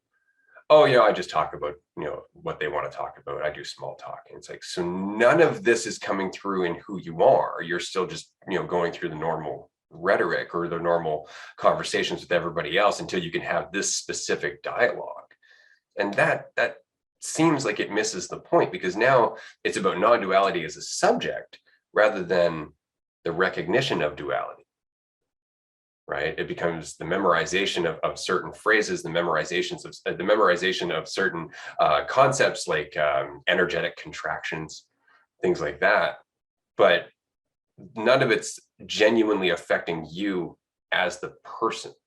It's just more of a coat to put on. It's another layer. It's another layer that you're putting on and saying doesn't exist. Right? So it becomes this weird contradiction. There is no me-ness. Well, who's saying that? Well, I am. So there's obviously a me-ness, despite the fact that that me-ness isn't divided. Like it's almost a way of oversimplifying this. Right? There is no me-ness. It's like, yeah, there is on every level of complexity. Each and every cell in your body has its own me-ness. And you're the combination of all of them. So as much as there's no me-ness, there's a vast me-ness, and it is complex as shit. And to ignore that is just, it seems like we're just trying to make it so it's simple enough that we can talk to other people and feel special about ourselves without actually abandoning the identity that we use in our day-to-day dialogue, without actually changing as people. When you say meanness fast enough, it almost starts to sound like penis a little bit. Kind of or weenus.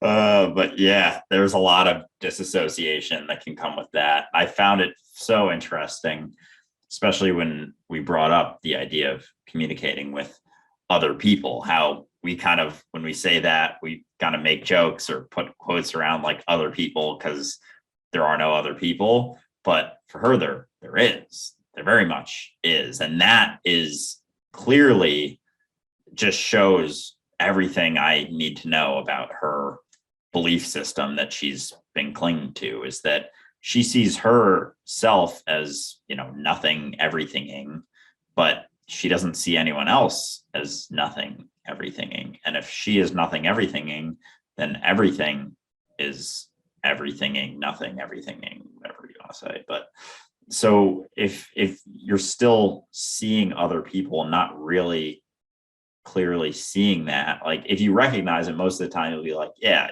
other people, like there aren't actually in reality. But yeah, so when you say something like, what about with other people, and they respond, not that you have to always make a joke about it whenever you say other people, but yeah, I just found that specific point to be very interesting. And yeah, it's just sort of like a disconnection from your experience here and now, and very much a disassociation. And there's a lot of, and we've talked to people who have followed that sort of messaging, and it can get depressing very quickly because there's almost a avoidance or a denial of your experience here and now with that disassociation and with that separation. It's like there's more separation than most people have in their day-to-day lives who've never even heard of non-duality, which is kind of ironic. Yeah, and it becomes a school of thought, right? Which means that now it's something that you have to study, something that you have to memorize and know in order to get to that state of mind. This is something that when we were talking to John recently in one of our recent episodes, we were talking to John, and he was mentioning that one of these non-dual teachers was saying that their desk is as intimate to them as their body. And that's great. That's fantastic. But it builds this entire idea that you have to understand non-duality to get to that point, when the fact is you just need to abandon your idea of yourself. The more you abandon the idea of division, the more you abandon identity, the more you start to recognize that you are reality. You are the desk. The desk doesn't exist without you there, right? Like the whole thing is you. You and everything you're observing, it's all you. That's not something you need to memorize. That's something you relax into. It's something you find through faith and humility. But if it's a concept, if it's a school of thought, then there will always be a teacher, a knower, and the one who doesn't know. And in that, there's a lack of empathy. There's a lack of relation, right? Which is why in this podcast, we are never teaching people, even in our workshops. Our workshops are so carefully created to be just running dialogues. There's no class happening here. There's nothing you need to memorize. Hell, if you're memorizing something, stop that. If you're writing this down, throw that pen away. You are everything you need. Just relax and everything will start to unfold. That's what this is about. But as soon as it becomes serious, as soon as it becomes a ceremony, a religion, a structure, something that you have to memorize and learn about, it loses its whole purpose. It becomes another journey. And you don't need a journey. You are whole. You are reality.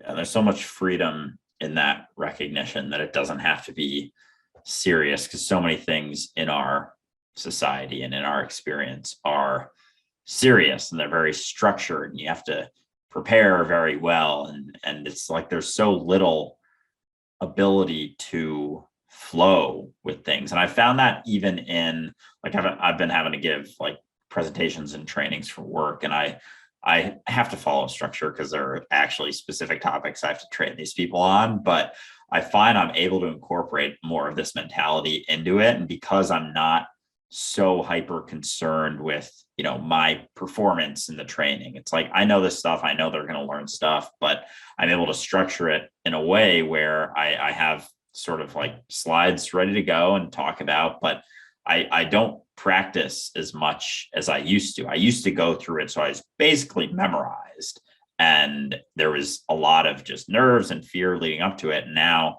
I don't, and it's just very much more dialogue, and I find that people are more willing to ask questions because there is more flow to it. And so it's like everyone's benefiting, and it's not that I'm necessarily better at what I'm doing. I'm just have less expectation of what I'm doing. And there's like there is something that's being followed in a structure, but there's just less weight to it.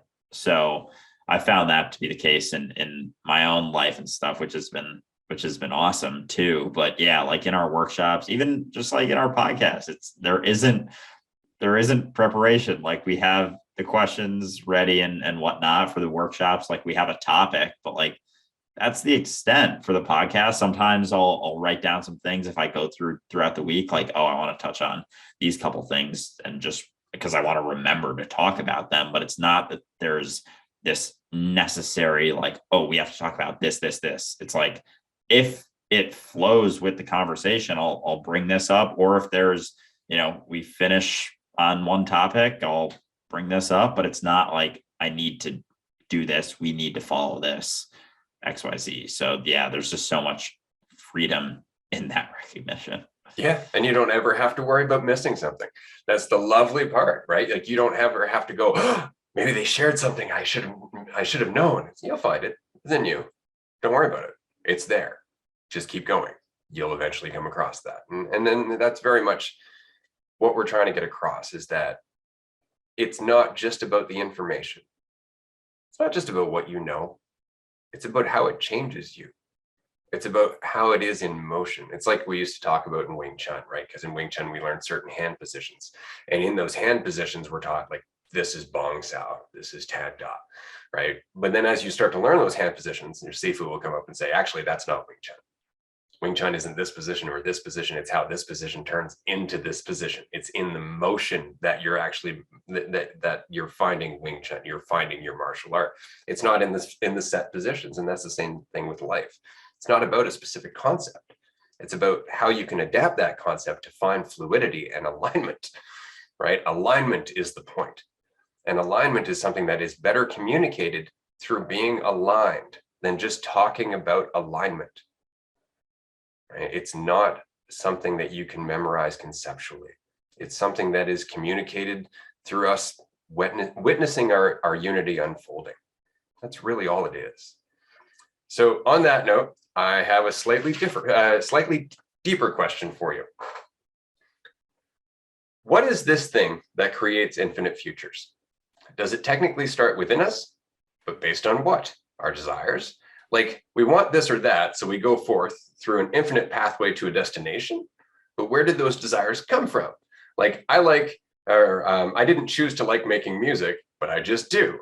So where is the choice there? If it feels good to do it, I didn't choose for that to feel good. I am just following the feel good feeling, so to speak. So it's almost like feeling good is our big picture self's way of getting us to do what it wants us to do for its bigger desire. So basically, all of that simplified. The first question is, where do all the infinite possibilities come from? The second question is, how do we choose them? I would like to tackle the second part first, which is, how do we choose our possibilities? And I'm going to leave that one to you. All right. Well, I think we kind of touched on this before, but it comes down to there is no how, you just do. And it doesn't really matter what you choose because it just is. Like there is no right or wrong choice to be made. There is just what is happening, and there is no separation between you and the choice and the happening and the future of that choice. So how do we choose? Is it based on pleasure? I mean, I'm not going to deny, like, we can't deny that we're humans. Like, we do have innate instincts, I guess, that we tend to follow based on habitual patterns. It's a really good question, right? Like, evolution. Are we just trying to survive? And if it's not just survival, then are we trying to pursue pleasure? And if we're not trying to pursue pleasure, why would we do this thing that's not pleasurable? Right? It's a really complex question. Yeah, I think so. With that, I guess, because we have the wherewithal to, because we have a mind and we are able to think about the future and the past, we are able to make more informed decisions, which is I'm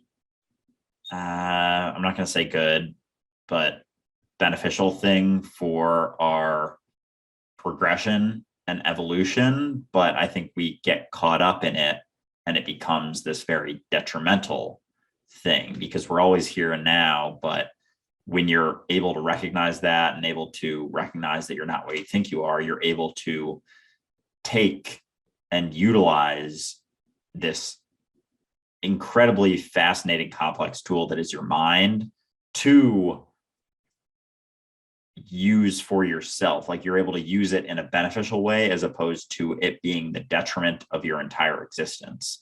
So I think we are able to make better decisions than like a very, just like our animalistic tendencies. Because, for example, even though, so like maybe our, to bring it into procreation and sex, like we have instincts as to procreate in certain ways, but we know that we maybe don't want to have 15 children. So we can make an informed decision to use contraceptive devices. And that is through our mind. If we didn't have such a well-developed mind, we may not be able to think that far in the future. And if we were only in the moment, we would be, more like dogs or, lions or any animal that just procreates because it doesn't think about any other reason not to. It's just following its instinct. But because we are a little bit more developed in those ways, we're able to take a more holistic approach to a situation like procreating and realize, there are implications, very, very expensive implications to having 15 children. So maybe that's not the best idea. So we can use something to prevent that while still following those sort of instinctual animalistic tendencies. I'll leave it at that. It would definitely be nice if we used those capacities to a little bit more of a degree, for sure. I mean, at 8 billion people, I don't necessarily think that we're thinking things through to the degree that we can be. It's a really good question, though. Why do we do the things we do, right? And I like the fact that they used music there as an example. Like, I play music, it's not because I chose to. I enjoy playing music, it's not because I chose to. And I would disagree to some degree. I would say that it really depends on your perspective of who you are, for one. And it also comes down to responsibility, because you could have been exposed to music and you might have enjoyed music, but the environment that you were in didn't make you feel confident, didn't make you feel safe, in which case you may have not played music despite it making you feel good. So there was a number of factors that combined to make music not only something that felt good, but that was actually something you could pursue. So that comes back down to Are you separate from reality? Is it you or is it you? The whole thing, right? And so when we start, we pursue survival. I would say that our biggest goal is to not die, is to eat and not be uncomfortable. And then as we start to grow up, then we start to recognize the world around us and we start to try and satisfy certain cravings that way. We pursue pleasure, we avoid pain. There's been a long conversation about how that is basically the motivating factor behind a lot of the egotistical mindset, is this pursuing of pleasure and this avoidance of pain. But that only goes to a certain point of clarity. And in clarity, we start to recognize that pleasure and pain are not the superficial concepts that we think and that they are, that actually pain leads to a certain degree of strength, which leads to the more opportunities for pleasure. So it's not the superficial thing that it is. And then that leads to another state of clarity where we start to realize that, okay, so if going through pain is making me stronger and I'm learning from it, I'm growing as a person, then that changes how I'm affecting everybody else. And then as you start to raise your clarity, you start to realize that you are everybody else. And so now your pursuing of pleasure or your willingness to face pain isn't necessarily just for you, the individual, but for you, the whole.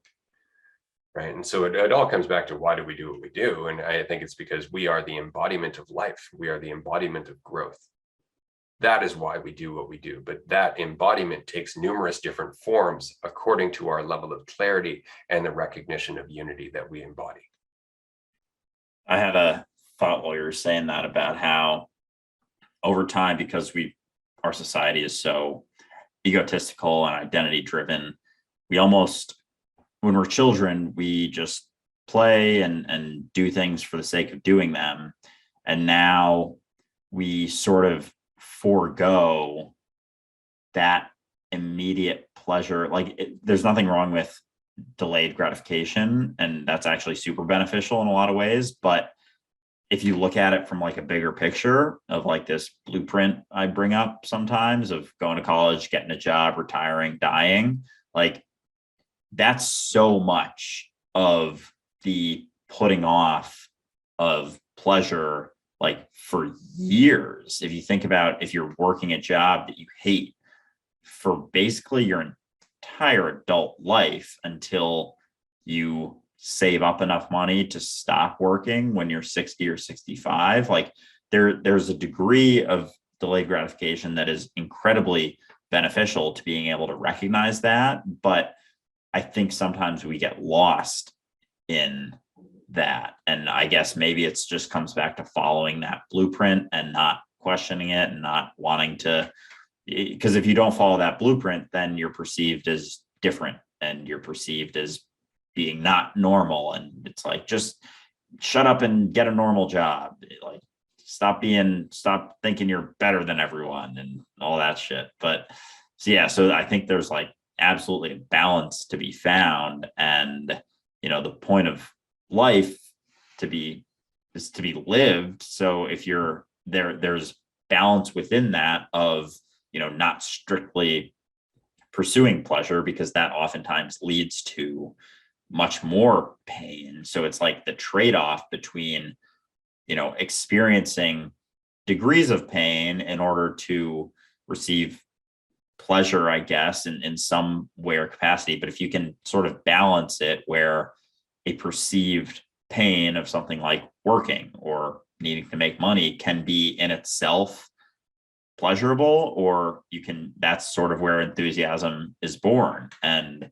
so that is just something to keep in mind, that I think it's not a black and white thing. It's like a moment to moment thing. And it's just something to be cognizant of, because with that awareness comes more clarity around it, and you're able to balance the two more seamlessly. Isn't that funny, eh? The more we oscillate between pain and then realizing the consequence to pursuing pleasure, the more clarity we gain.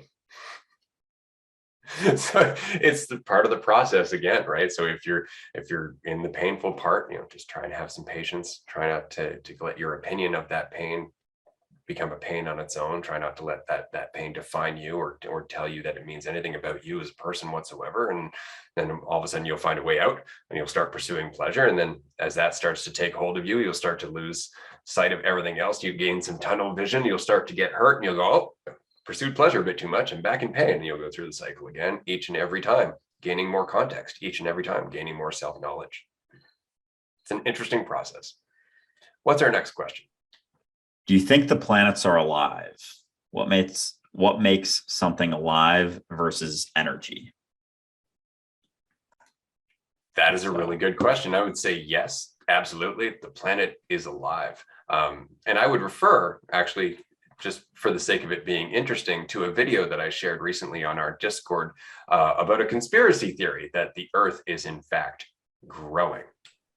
That the reason the continents have split from the original Pangea was the planet itself has been growing, coming up with more water as it does so to cool the mantle as these plates split. Fantastic theory, of course, something that science as a whole wouldn't want to look at, because how does a planet grow itself? That's a huge question, right? But if you look at the planet, if you look at the fact that, it's kind of like Alan Watts used to say, if you leave rocks long enough in the universe, they'll start peopling. And that's exactly what a planet is. I mean, it's a rock given enough time and variation that it came up with a single cell. That single cell ended up creating other cells and became life after enough time. So I would say that yes, planets, matter, energy itself is life, but that it's the form it takes that we call life, right? And until energy has taken a biological form that we can identify as a living being, we don't tend to think of it as life. But it's just a matter of time, really, if you think about it.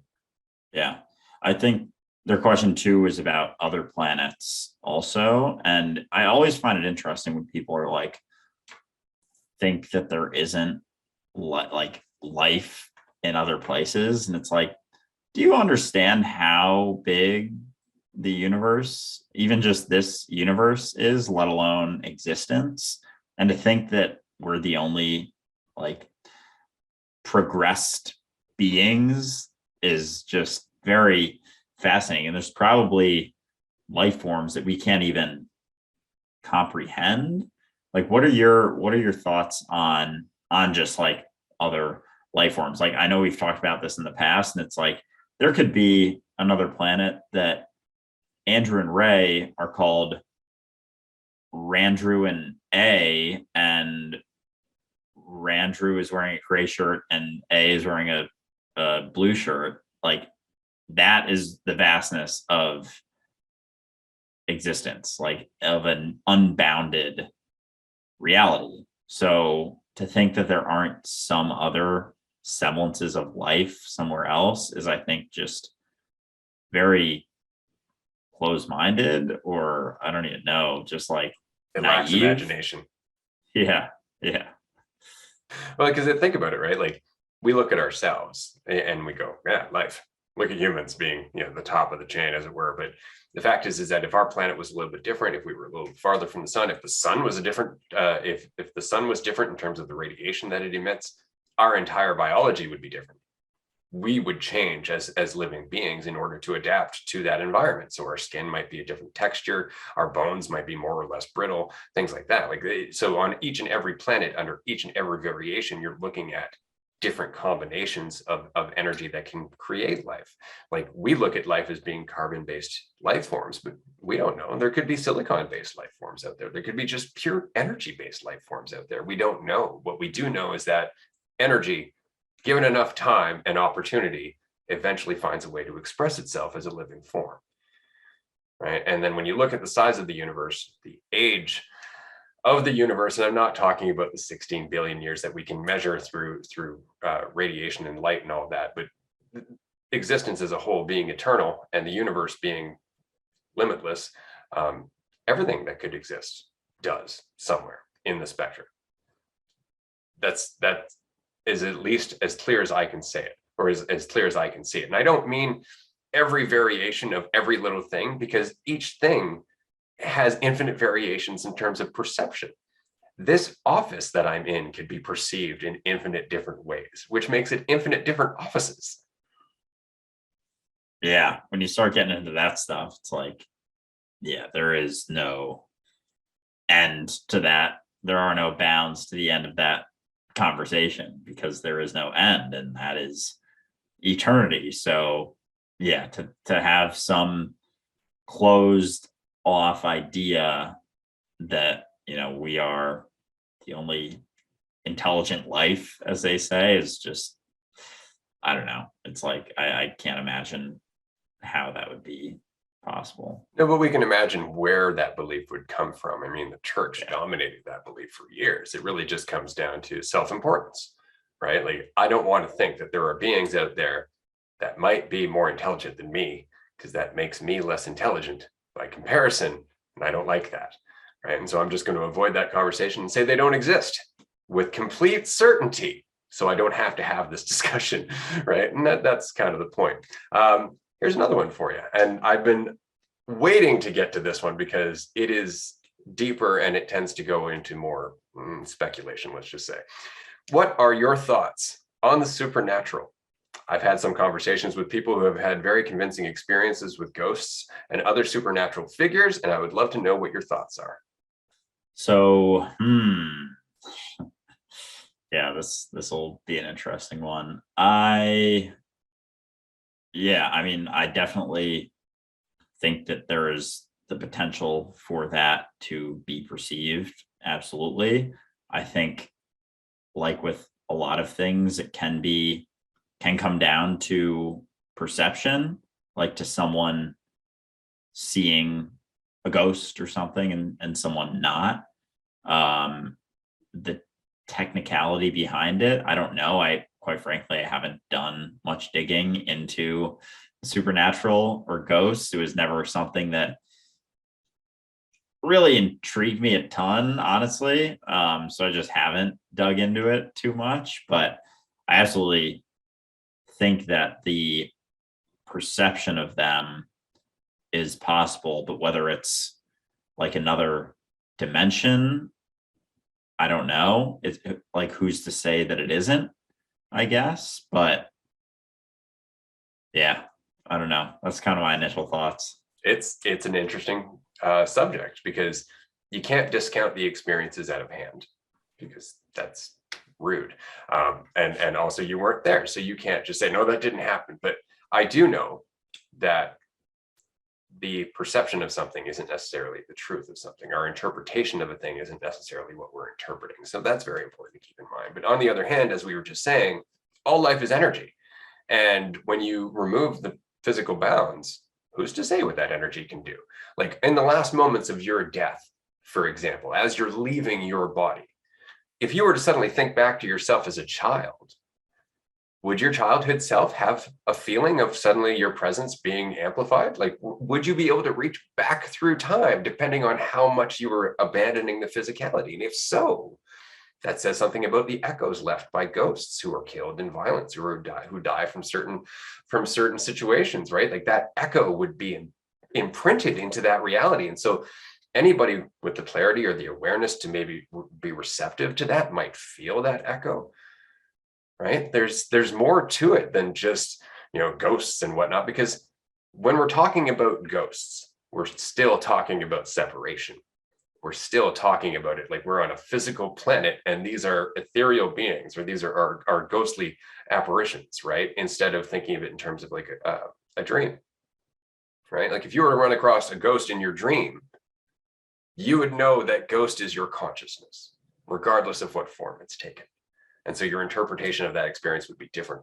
The symbolism of that experience would be different. How you reacted to that experience would be different. And so with all that in mind, I think that a lot of our experiences in terms of encountering ghostly apparitions and other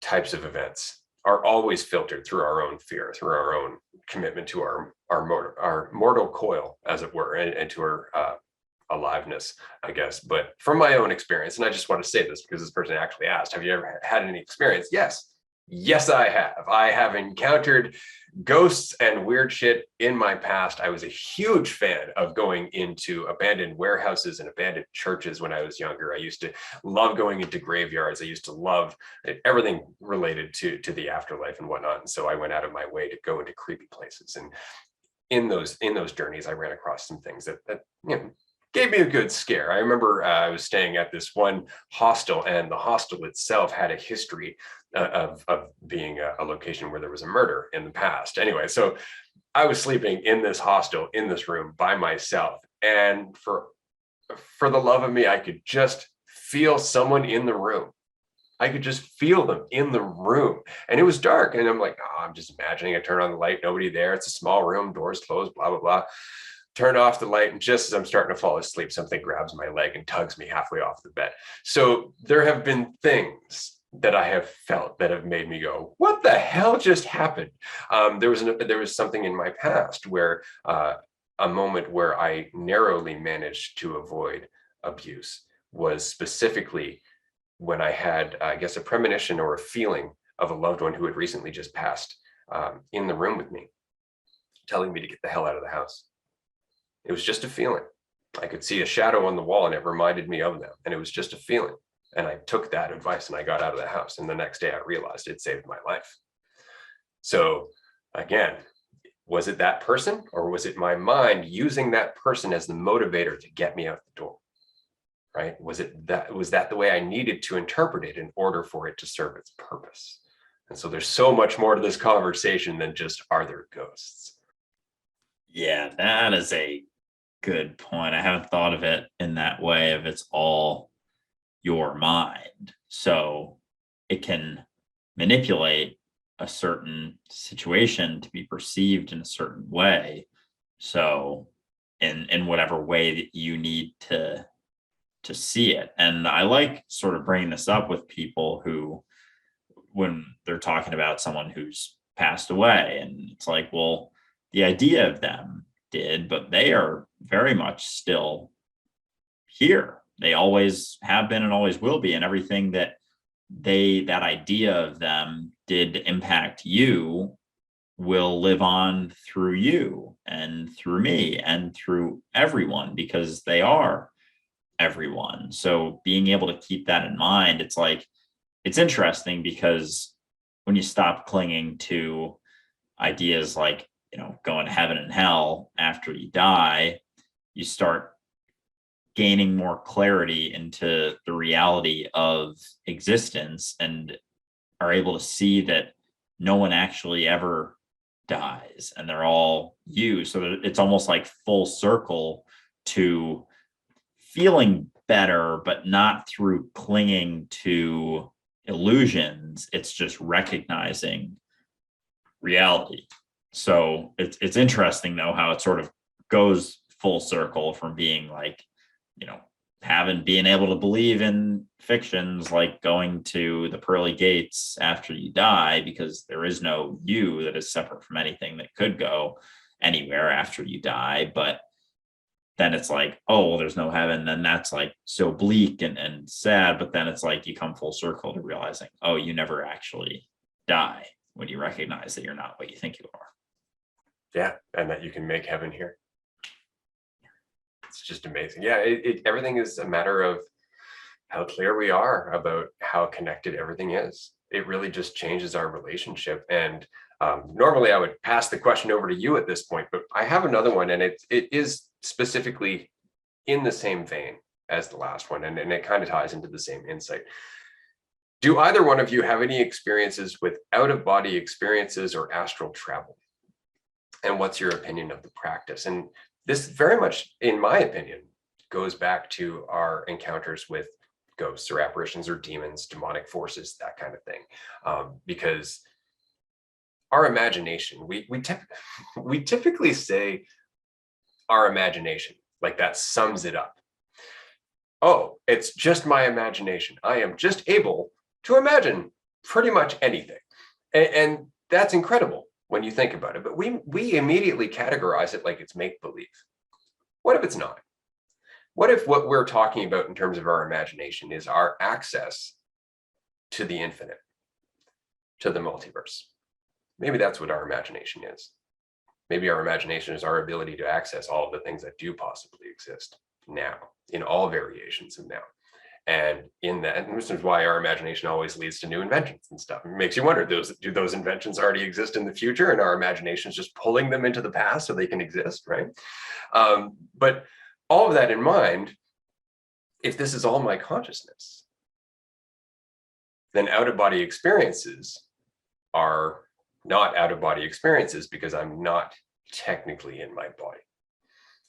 I am everything. I'm just identifying as this body. And so I know from my own experience doing the gateway experience, I don't know if you've had any experience with that. A hemisync, it's basically using binaural beats in order to practice removing yourself from your body and have an astral experience, to actually have an out-of-body experience. I don't know if you've ever done any of that, but basically it's just meditation to the point of abandoning your body while maintaining awareness. So you're aware of yourself, but not your body self. And so what you find is that suddenly you're floating around your room, or suddenly you're not in your room. Suddenly you're in a different place entirely. And you could easily say, well, that's the imagination.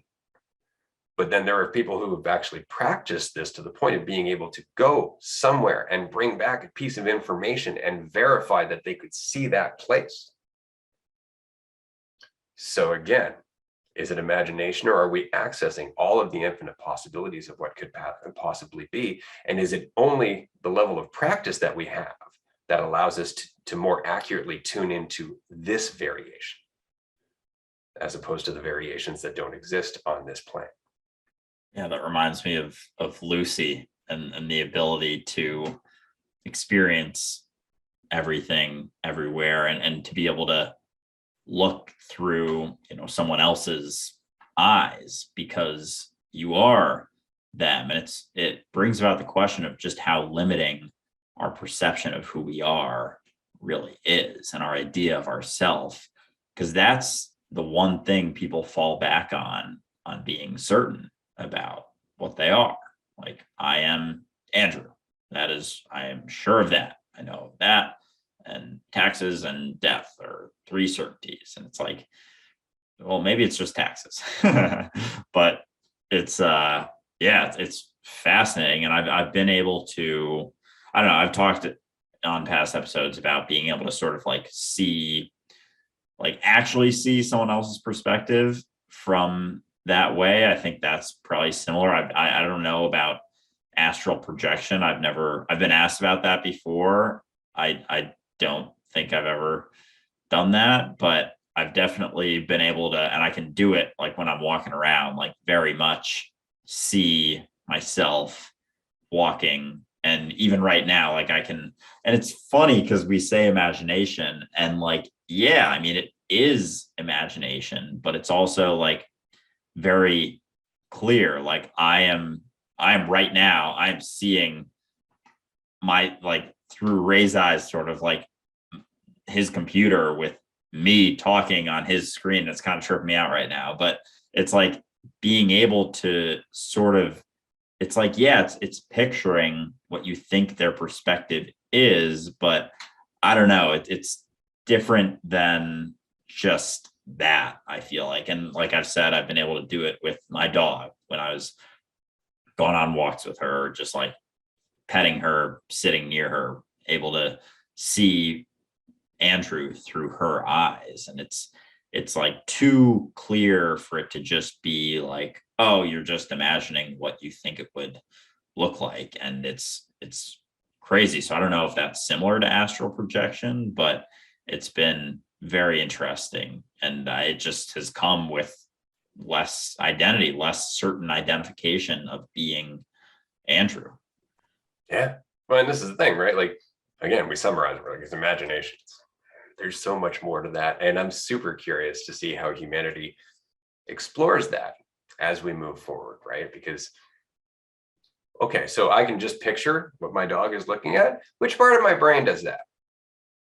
Let's explain that scientifically, right? And it's like, well, we can't, because it's not something we can logically explain. All right, so I just happen to be capable of doing that. I just happen to be capable of imagining anything, Right? Like that's a pretty big thing to just sweep under the rug and disregard, man. Like it's just one of those things. And so back onto that subject, the imagination, or however you'd like to call it, because I've also talked to people who have performed exorcisms. I have talked to people who have gone through a bunch of things like that, and it's the imagination.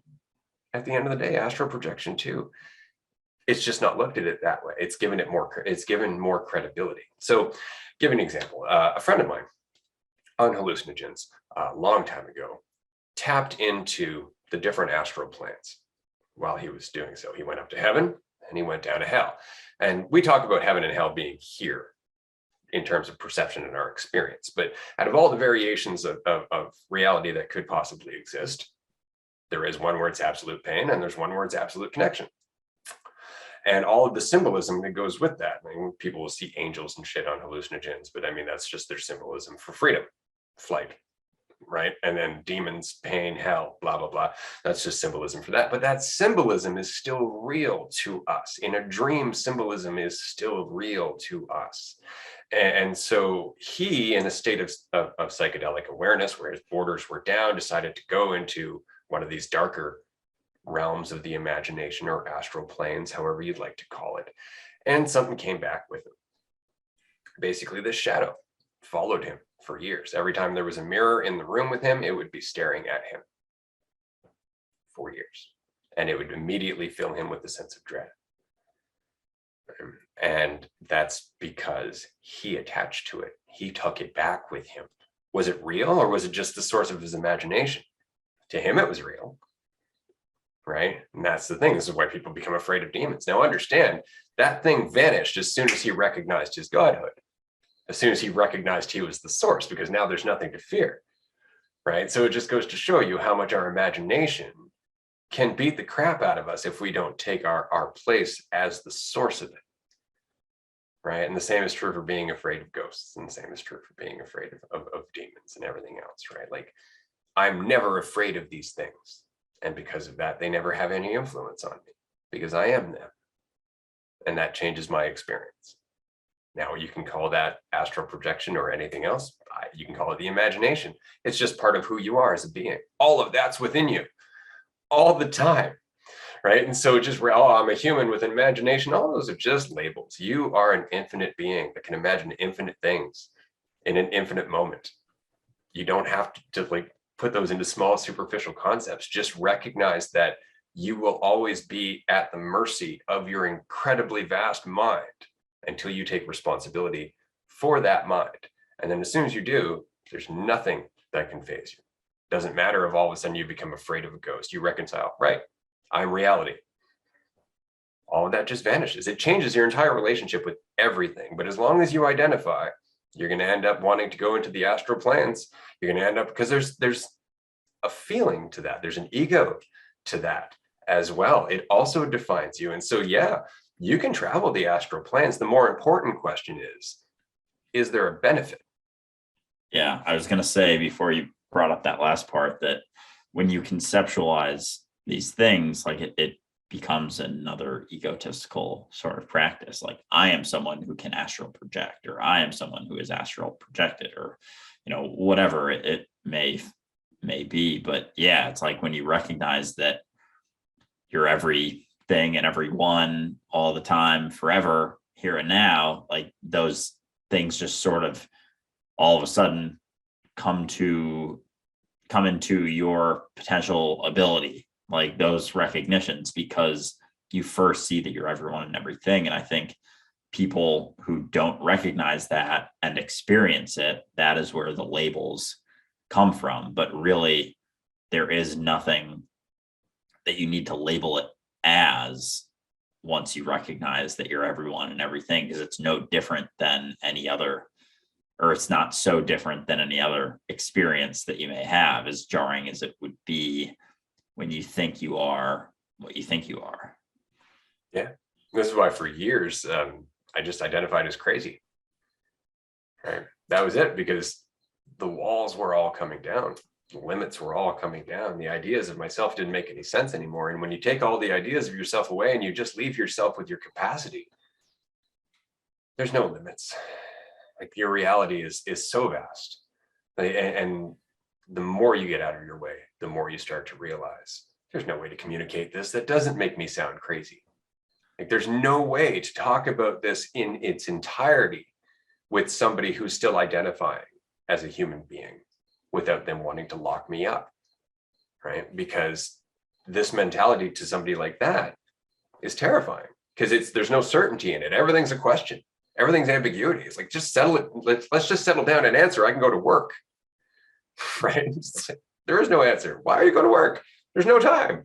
So all of that, it makes it very difficult to get by in the world. So on that note, and in the same vein, and I want to ask this because we are running out of time, and this was somebody on our Discord server specifically who asked this. Okay, in the book by Deepak Chopra, Metahuman, he mentions that there is a girl who can communicate with birds when she is in a state of clarity by being in clarity and inserting an intention into herself as reality, calling the birds to her. Now, this is something I believe he actually mentioned in How to Know God as well, which is another really good book. But with that in mind, and they go on to describe, from the Indian tradition, I thought of a quality in consciousness known as abhimsa. I don't know if I'm pronouncing that correctly, which means harmlessness, the empathy extended to all living things, which goes back exactly to what we're talking about, is when you start to recognize that everything is you, the ripples that you make, the impact that you have, the relationships that form naturally and organically, the way you move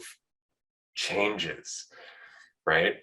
Do you think that that's something that, one, it comes naturally as you get out of your own way? Is it something you've experienced yourself? And I know you're going to talk about the bird who made a friend with you recently on your windowsill, right? And do you think it's something that humanity should focus on developing in terms of an empathetic, actual connection to all living things? Yeah, absolutely. I did see that question as well, and I was thinking about it when I first saw it, and it kind of ties back to what we were just talking about, when there is less borders to what you are, and it's like we settle on, because we think we are this human, that this is all that we can control or have influence over. But the reality is that you're always influencing your environment to some degree. So who's to say that it has to stop where your skin stops? And if you are everything, and you are existence, or the universe experiencing itself, like, who's to say that there are limits to your impact, to your influence? And could it be that just the idea of what you think you are, and thinking that you are limited to this experience, is the only thing limiting you to this experience? Like, it's kind of like, which came first, your thought that this is limiting, or this actually being what's limiting? So yeah, when it comes to the bird, I could absolutely see that. And I think it ties into what Jesus was able to experience with his miracles, because he wasn't identified as limited whatsoever. He was able to change his mind, and change when he recognized that he was the water and the wine and the room and all the people in it. It does start to make a little bit more sense as to how he would be able to change that. But it's not like coming from this, he was just a magician type thing. It was there's so much more to that recognition, and even walking on water, kind of similar idea. So it just brings about the question is, if we are limited to what we think we are, only because that's what we think we are, and the power of our mind is very fascinating and very deep. So it brings about that question. And so with the bird that was on my windowsill, I think something kind of tragic happened, because I was gone for the weekend and then came back and the eggs weren't there anymore. And yeah, typically they usually hatch and are there for at least a little bit while. So guessing either something came in and ate it, or it was a pretty small ledge they were on, so it might have blown over in a storm or something. Kind of sad. But I did have a bird on my windowsill making a nest. The nest is still here. So there's the leftovers that I have to look at right out my window every day. But yeah, it was kind of cool because I was gone in Florida for a week or two, and I came back and a bird had made a nest there. And so it went from thinking it was in this secluded place to being 2 feet away from me while I'm sitting at my desk all day.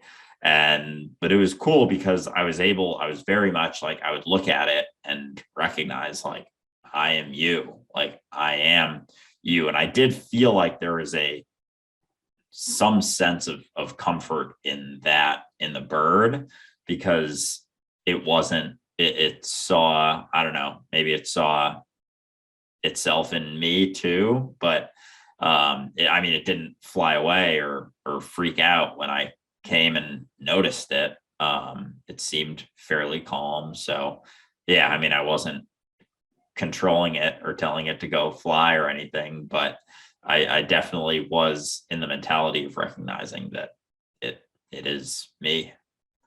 Yeah. And that begs the question, right? Like, I know Deepak describes it as being in a state of clarity and inserting an intention, but I think it's more or less being in a state of clarity and just having the intention as both parties to come together, right? Or embodying a sense of love, which kind of goes back to like the practice of Ho'oponopono, right? Which is the practice of focusing on that person and then dealing with whatever comes through your head like it's your problem.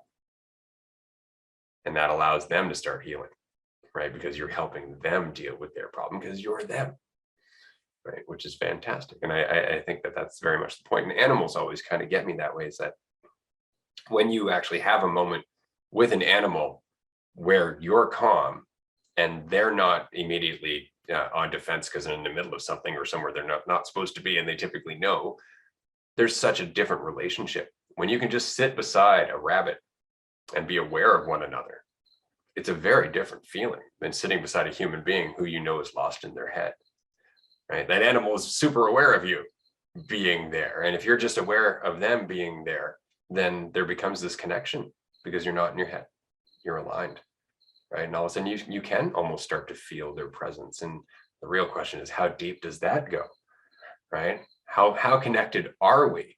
And does the limitation on our connection directly coincide with our commitment to ourselves as separate, right? And so it's something that, again, we have to work at ourselves in order to even experiment with. We can't toss it to science and say, hey, science, explain this, because we don't know. The scientists are self-aware to some degree, right? They could be just looking at this in terms of numbers and quantifiable data instead of the subjective experience or the subjective reality of being one.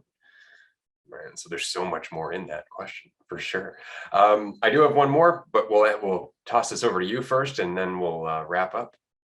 All right. This one is definitely on a different vein, but kind of similar to what we were talking about before. What do I do about a partner who is very unresponsive and is hard to communicate with? That is a really good question. It really depends on why they're unresponsive and why they're hard to communicate with, because it could go a couple of different ways.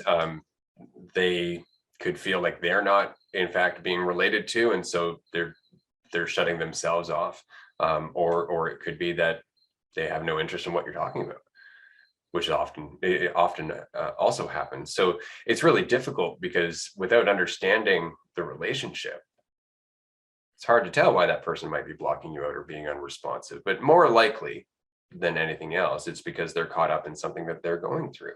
And so the best way to get them to be responsive is show some consideration for that. Care about that. Not just show consideration for it, but actually care. Just wonder, like, why are you being so unresponsive? Be there with them without any expectation. Stop trying to demand that they just break out of their shell, because sometimes they won't. Right. And it's because of that expectation. It's because they don't feel like they can say the right thing without screwing it up, and so they just decide not to say anything. That often happens, but people are unresponsive because they're afraid, typically. Other than that, it's typically because they're resentful. That's about it. Or they doubt themselves and they don't feel like they can just talk and be themselves. Yeah, I feel like people so quickly go to what they did wrong if their partner is acting a certain way, but like you just said, it oftentimes, like very much more often than not, comes down to something they're going through and something they're dealing with. So because we so quickly think like, what am I doing wrong? We don't even think that it could not have to do with us at all. And recognizing that is a great first step in being able to understand and empathize with them and their situation. And it could also be a combination of both, or maybe, they were unresponsive and because of something they were going through, and you immediately thought it had to do with you. And then they became less responsive and sort of dug into this hole. So I think being able to recognize that typically, at least initially, it has to do with something they're going through, can help and bring about clarity to what you do moving forward. But a lot of times, people don't need advice. They just need someone to listen to them and talk through whatever they're going through. So I guess it's never something, we can't figure it out from this call right now, but I think those are some, potential viable options and recognitions to have that can bring about some more clarity to the situation. Totally. All that in mind, it's also really important to remember not to just be trying to satisfy your needs. Like often we get frustrated when somebody's being unresponsive because we don't have a sense of control over how that's going to end or whether the relationship's going to turn out well or anything else. And so it's very difficult for us to be patient while this person works through their stuff, because we want them to do better so we can go out and move on with our life and start feeling better. And so it's really important that if you really do care about this person and they're being unresponsive, don't have an expectation of them immediately healing just so you can move on with your happy-go-lucky life. If you really care, sit with them. Let them open up to you organically over time, right? Let them have their own timeline. And that doesn't mean that you have to stick around forever. I mean, if it's just ongoing and you recognize the relationship isn't going to progress and they're not going to grow because you're there, then maybe that's the end of the relationship. But that also goes towards accepting that sometimes we don't have control. We can just make the most out of the position that we're in or the situation that we're in. I have one more question. Actually, I have two more questions, but I'll settle with this one. Have you ever suffered from perfectionism? And if so, how far did it spread into your life? Ooh, that is a good one. I think perfectionism is oftentimes, I think Gary Vee says this a lot, that perfectionism is a mask for insecurity. And it's where it's oftentimes rooted in, because we don't feel secure in ourselves and our abilities. We try and, make everything perfect all the time, but at the same time, perfect and the ideal output is not objective. It is very much subjective. So I think when it comes to, for example, being a content creator, being a perfectionist content creator, that is a very subjective way of existing, and it's going to make things more difficult because quality is not objective also. So like what's perfect to you might not be perfect to someone else, and what is perfect to someone else might not be perfect to you. So that can be plugged into any type of situation, but oftentimes when we are insecure about ourselves and our abilities and how we fit into situations, we will use perfectionism to oftentimes just stay stagnant and kind of, validate our ability to not keep moving and not take action or not do something. And I see that with people who are, for example, a friend or someone who is starting to create content, and they have like one video they're so focused in on for like a week, editing it to be perfect. And in my mind, I'm like, they're like, all right, which version do you think? And I'm like, post all of those versions and then make a different version of each one and just post it like 100 times and see what happens. Let the market decide which one actually works out. Because especially on something like TikTok, like no one's going to see two of them. They're only ever going to see one. So you might as well just throw it out there. Like that's where my head is with this type of stuff now. So but yeah, I think oftentimes perfectionism gets caught up in insecurity. So like I definitely practiced and was more of a perfectionist when I cared a lot about what other people thought of me, because I saw or felt like my value was derived from how other people perceived not only me, but my work or the thing that I was doing, because that is a extension of me. But as long as you derive your sense of value from that, you will always be existing in a state of lack, because they just go hand in hand. That's just how it works. So when you recognize that you're whole and complete, no matter what shit you do, or no matter what type of video you produce or anything, there isn't that perfectionism that goes along with it. And you just start, throwing seeds out there, as we say, and just see what happens and sit back and watch, as opposed to tying your sense of worth to everything that you ever create. Yeah, absolutely. I don't have much to add to that at all, except for the fact that when we are trying to be perfectionists, it's like we create this invisible bar that we have to live up to all the time.